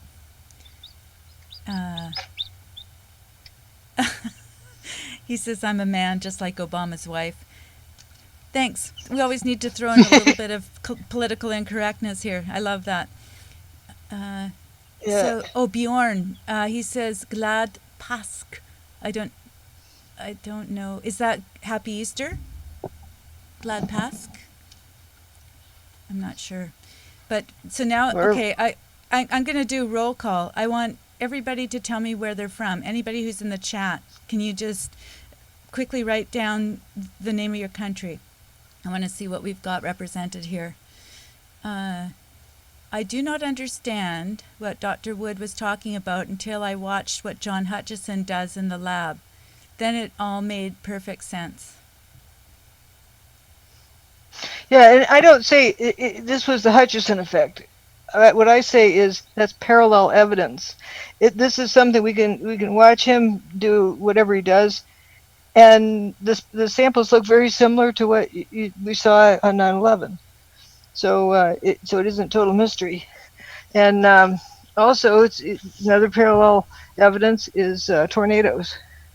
You get levitation, and you get things getting kind of dustified randomly. You get a lot of strange things. So it's there's obviously another set of physics that we haven't been told about. Like, why don't we learn what tornadoes do? It isn't the wind whirling around. Is what causes like those flying trucks to lift up. I have something for people to do. Find an electrician and find out from them what they think is happening during a tornado. Because so far, I haven't really gotten a good answer. Most of them say they're taught how to do whatever in general. They don't think outside the box normally. It's like, okay, they know how to wire a house or how to wire this or, whatever they do, but they don't really think about tornadoes. they don't want to think about them. Yeah. You go to ARA and they're doing research on how to weaponize tornadoes. They put that on their website until I talked about it, and then they took it down. Mm-hmm. Well, that's basically. Seriously, there was a video about their weaponizing tornadoes, researching them. And so we're talking about a Tesla coil, for lack of a better term. Well, that's one thing that creates a static field. You can also use a Van de Graaff generator. But those kind of things where the kid puts their hand on it and the hair stands on end. Mm-hmm. You've seen a lot of those demonstrations. That creates a static field around the thing, whether it's Van de Graaff or a Tesla coil. So it's not wind. But then other things like what's his name? George Piggott, I think his name was, who got a patent on his device, and he's got the same kind of thing going on. That was in 1912, I think. It's just around there. I may not be exact. Just wanted to tell you the results of the roll call. We've done a roll call earlier, and these are the people that have joined us later. We've got Sweden, we've got the U.S., South Carolina, South Philly added to the group. So we really do have. We had Germany, England. Where else did we have? Germany and England. I like that name Bjorn. Reminds me of the tennis player. Yeah, Bjorn Hallberg. That's a good Swedish name. You were well Yeah. named for a Swede. It's funny because I guess in the U.S. and in Canada you don't have quite the same distinction. You know, you have a mixture of cultures, whereas in some countries you can just go, that's a very Scandinavian name. We have sort of people pick and choose. Like my cat's name is Eric with a K, and people don't really understand that because we're usually Eric with a C. Oh, Atlantis. Oh, there you go. That's a good place to be from. Yeah, I hope welcome. You could probably tell us a thing or two. Now, if there are no more questions, we might want to wrap it up. I'm not sure how you feel about that, but people are quite interested and they're discussing a lot of things, and I don't want to cut things off if they still have issues that they want to bring up. About Easter, we're not going to talk about that. Resurrection. How did that work? No. Well, there's certain things, but that's an interesting Well, actually, there's some other stuff talked about in the Bible, like the walls of Jericho come tumbling down. Yeah, tell us about that. Well, I don't know all the details, but something about a box that somebody walked around there with, and then the walls of Jericho came down. They had There's a lot also of music a going burning on. bush. So that's weird fires, but a burning bush that just spontaneously, it looks like it spontaneously combusted. Well, the thing about that burning bush is that it burned, but it wasn't consumed. Right. It's like some other things. So it didn't have metal in it, probably. Remember the seat belts weren't toasted, or the plastic wasn't melted. Around the door frame of the car. It's material specific. And remember the trees down on the swamp, on West Broadway, they weren't toasted. They're grounded. But there's let's see, there's Ark of the Covenant, and John Hutchison actually did a repeat of that. I think it turns out it's like a big capacitor or something, and if somebody touched it, they get zapped. So it was a way of keeping somebody from messing with the box.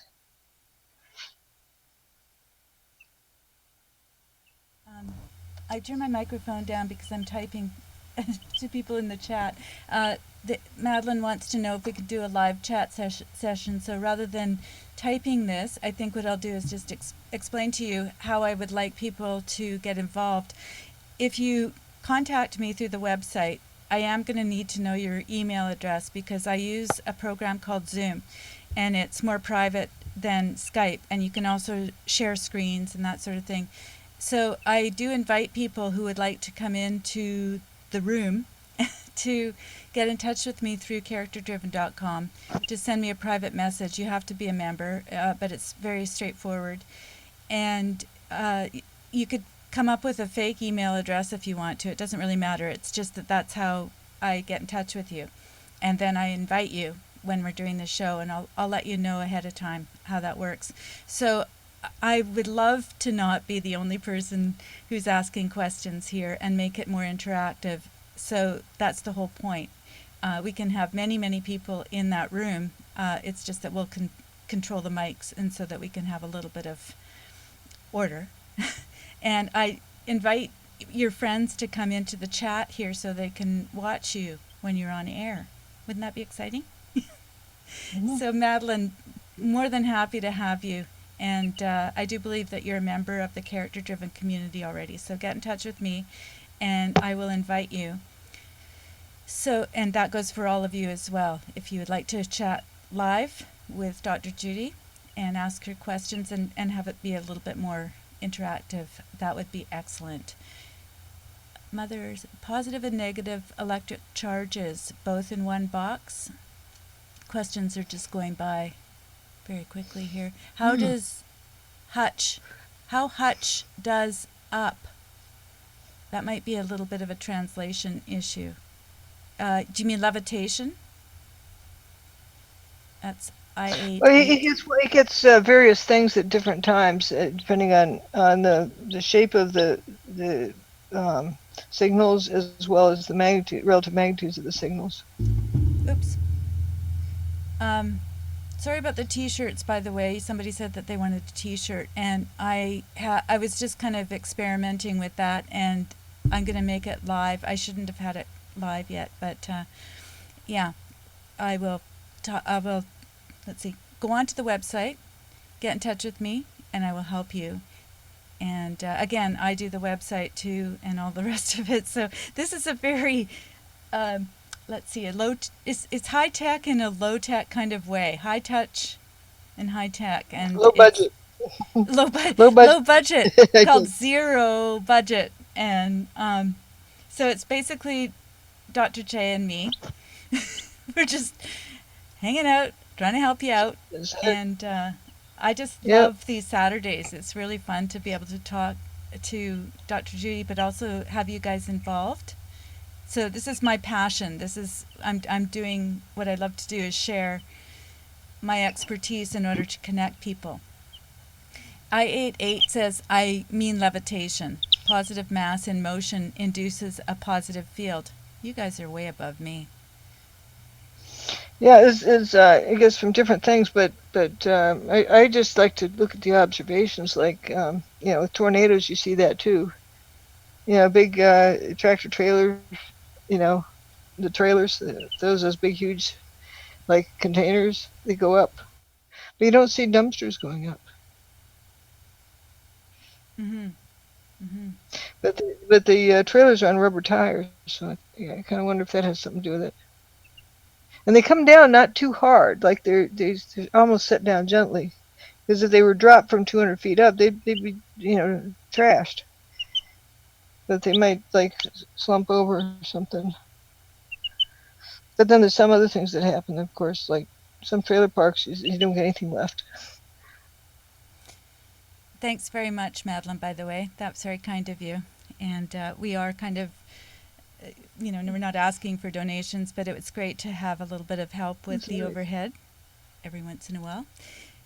We want to keep things free, but if you feel blessed or, we feel like this is a good idea, then thank you very much. And also, buying the book is a great support. So I do suggest that people go to either the website or to Amazon and look for the book. And if you don't find it right away, do scroll down. Tell people again, Dr. Wood. Oh yeah, on Amazon, it's big volume sellers get priority. In other words, ones who have gazillion used books they're dealing with, and theirs come up first, and they're real expensive too. So you just keep looking until you find a good price, and find it through the new investigation. Oh, use that as And a then search parameter. well, you can look around until you see a new one. And no, it's not a rental or whatever other gimmicks they have there. Which is what you But see right away. yeah, it Right. should be available in Europe and UK and in Canada and US and Mexico. Lots of different Amazon places, as well as through Andrew Johnson's website or my website. Mm-hmm. Yep, there's Andrew great. Johnson in the UK. Checktheevidence.com. Checktheevidence.com. That also is on my website, which I will update with. I'm going to put the links, I think, on the front just to make it a little bit more intuitive so people can find that right away. I've got videos on the front right now, so we'll see how that all works. Now, let's see, we've got single atoms or nanodust can spin on its axis. Gosh, you're just full of information, I88. Normally, electrons spin and induce a negative field. Sometimes it's positive dominating. Well, I don't know about Maybe any you of can that. figure out exactly what's going on as to why, how it causes material just to come apart. Well, this is so great because, in a sense, this is the best type of research to do where people are actually wanting to find this solution and they might bring something to the table once they. Yeah, if they can do that, then they can, make a miniature one, and then, it's just once you see what it can do, I mean, that man, of course, it takes responsibility of that, but it's an amazing phenomenon. Isn't that great? I would love it if we could have people, you know, doing their own little experiments and finding this out, getting inspiration. You can always go over and see what Hutch is doing. He's got quite a few YouTube videos, and I think he has a website. I'm not sure if he still has that, but Mhm. at one time he did. And But he, remember, how like what Jesse Ventura asked him. Hope he's not pecking on the other guy. Heard some noise. What Jesse Ventura asked Hutch, so why you so alive? He's grinned and he said, "Because I'm a raving lunatic." That's his insurance policy. Then if he can be marginalized, you don't need to kill him. If nobody takes him seriously, then But it's Andrew Johnson also has a nice website for that he made for Hutch's stuff. hmm well, I88 is saying that they're supposed to go, people are supposed to go to bed because it's past 12. Well, it's not past 12 here, but thanks. Oh, there, yeah, Being, yeah, it's bedtime where he is for sure. yes, I have a picture He's of like one six of, hours, I think. That's 6 hours ahead of me. I'm guessing. and I'm on the Pacific coast, so I think it's Yeah, so that's 9 hours. 9 hours. That's quite a bit. Yep. So So, they're pretty good to stay up this late. well, that's one reason we Mm. start at the time that we do, because we try and, you know, accommodate to all the different time zones, but it is difficult. So hopefully you'll be able to go back and take a look at this. If your friends couldn't join you at this time, you can go back and take a look at the recorded version. By the way, up on the screen, I have one of Hutch's experiments, and this is the one that shows the weird fires. And you can see that Oh, it's the on boat one. the boat one. You can see that on, Oh, cool. And you notice that the water, when he has the gizmo turned on, the water's jumping up and down, it's and just as then he turns still. it off, and then then you get some apparent spontaneous combustion, but it's this weird fires popping up. Yeah. You know what I'm going to do next week? I'm going to have a lot more. I'm going to upload a bunch of videos, and then I'm just going to access them so that it won't be a YouTube thing. What a smart thing to do, eh? Just have them all prepared like I used to. Okay, so yes, it's getting late. Bjorn says it's 1:20. My goodness, time flies. So it's Yeah. Easter there. So happy Easter to all of Oh you yeah. folks, and please enjoy your Easter and enjoy your friends and family, and try not to have arguments. You know, it's great to be able to discuss some of these things and maybe bring them up, but one of the things I have a hard time doing is walking away from a discussion that might be turning into an argument because it looks like you're giving up. But just say, maybe we can talk about it on a different day. It's Easter. Or whatever you're going to do. You know, just try to be kind to people. It's it's uh it's hard to get people off of this jag of wanting to figure everything out. If you don't have it all figured out, then you're not right. But I think this idea of Socratic questioning is really good. What do you Well, see yeah. here? Just looking at the evidence. Yeah. What do you see in the picture? And that's why it's good to have a physical, like a book that you can bring out. Say, hey, let's take a look at this and tell me what you see here, rather than telling them what to see, because that's exactly what we're trying to not do through this process of critical thinking, just to get people, you and me and everybody, to just talk about what they see in a non emotional kind of environment. And is that weird? You know, have you ever seen that before? I'd never seen it until I looked at this picture. And yeah, it's a good process, I think. Any closing thoughts, Dr. Judy? Yeah. Those the chickies were one was getting happy with the other one, so I've got the marshmallows here. Madeline says, hide the questions inside Easter eggs. Oh, yeah, that was Easter egg hunt. Um, Yeah. How do you think that the towers went, down? Do you see dust? That won't be Yeah. at all provocative. A scavenger hunt. Nothing says Easter That's, like existential crisis. Yeah, that's right. You could have Mickey. Uh, you could show the video of Mickey having his existential crisis and say, that's why we're who's all Mickey? here. I don't Whoa. know who Mickey is. Oh, Mickey's the guy that's in Stairwell B, isn't he? Isn't that Mickey? Oh, one of them. Yeah. Yeah. Isn't he the guy that says he's having an existential, or he said it was like having an existential crisis? Yeah. Oh, yeah. I forgot what his last name is. The guy who went looking for cigarettes after we got out. But he was one of the He guys thought that that was, was weird. yeah, can you imagine that? And he looks up and he sees Before blue he sky. before he checked into the whatever you call it, the triage place, he had to go find some cigarettes.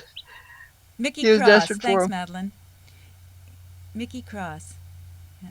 I understood your reference up there when you were talking about existential crisis. That's somebody who really knows your work, who can make jokes Oh, and existential isolation. Yeah, he was talking about if you're there alone, trapped alone. He says like existential isolation. Yeah, that is bad, but if you're with other people, it's not so bad. yep, yeah. So and then of course I-88. He's got another word I don't know. Tetronics. Tetrionics. He's got a Y in there. You're confusing me. I really needed to take more science. And actually, I think I'm a really good candidate for this because I don't know anything about science. So this helps me to Oh learn, yeah, but you know how to observe. learning how to The observe. discipline to observe is something that's is a problem. I think a certain amount of humility is needed for this process because it's very hard not to want to jump onto the next step or to tell people what you I think know the answer. happened. Yeah, because we're trained to do that. Yeah. And we won't get into this week, but I'm going to say that any collection agency, whether it's the gun uh, lobby, so-called, or whether it's Q or whatever, it's not about I agree, I don't disagree. It's just enter those areas with caution. And anytime people are saying we have to all agree, be very, very careful in that case. Yeah, it's like 1, 2, 3. Let's all think the same thing. And of course, now we have one more question. Were the WTC buildings the only ones built in the bathtub? It had a WTC prefix, right? There's two different bathtubs. There's 3, 6, 1, and 2, and then 5 and 4 were in the smaller one. They've changed it when they upgraded it, when they updated it. Did I get them right? Yeah, and 7 was across the street. Wasn't in the same bathtub. Oh, I didn't know that. I thought they were all built in the same thing. No, I'm not sure what this and means, but it used to be the old shoreline was like between Tower 2 and Building 4. That was where the old shoreline was, and so they put originally a bathtub wall there, and because they brought the bath train up, underneath the coast, and up to the bath train station. But then they later changed it. You can see all those differences in the book. Yeah, I covered it. well, one of these times, I think it would be great to be able to go over some of the documentary stuff, and you could, these guys could actually take a look at how it was built. But meanwhile, it is on YouTube because I watch it every once in a while. I find it very entertaining to watch how the buildings went up, and it's really important to see that because you see the bathtub being built, you see all of this as it was Oh, you see being the put water right together. over the edge. Yeah, Yeah, they where they have actually. the WFC buildings now, like that big dome and so forth. Those weren't there, and it was just open water. And then they Yes, brought in a filler and put a retaining wall on the water side, then filled it in with dirt. I think it was something like 16 acres or something that they added to the size of the city itself. So I advise you to do that. And but meanwhile, have a really good Easter. Enjoy your time. I know that some of you are going to bed, and it's been quite a while we've been on air. So thank you so much, you guys. And please do get in touch with me if you want to participate. And I promise to have some T-shirts available. Know what you know, what you know. Know what it is that you know. Know that you what it know. is that you know that you know. Yeah. I actually have it written down properly, I think, even if I can't remember it. But we'll get those ready so that you guys can, what a great conversation starter. Does have your name right on there. So I think that's a really good way to get things going. Okay, thanks so much, you guys. I'm going to end up with my little closing because we can't close without a closing. Here. Oh, yes. Nugget's going to say goodbye. No, that's not Nugget. This is Marshmallow. Marshmallow's going to say goodbye. Okay. Yep. Happy Easter, all. I'll put the other one. Aw. That's little Marshmallow saying Happy Easter. Okay. Bye, you guys. One of the initial steps of the military Psyop program is directed toward the hostland military establishment itself. Since the military represents the government to the populace, their actions and attitudes can do much to create a favorable image of that government in the minds of the people. A soldier's attitude goes a long way toward implementing an effective military Psyop program.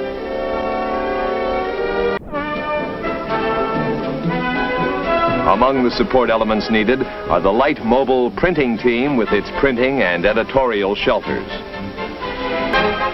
Also needed is a radio team to support existing radio stations, particularly in the back country. An audiovisual vehicle will help to increase the effectiveness of face-to-face communications. And a loudspeaker team will support tactical operations.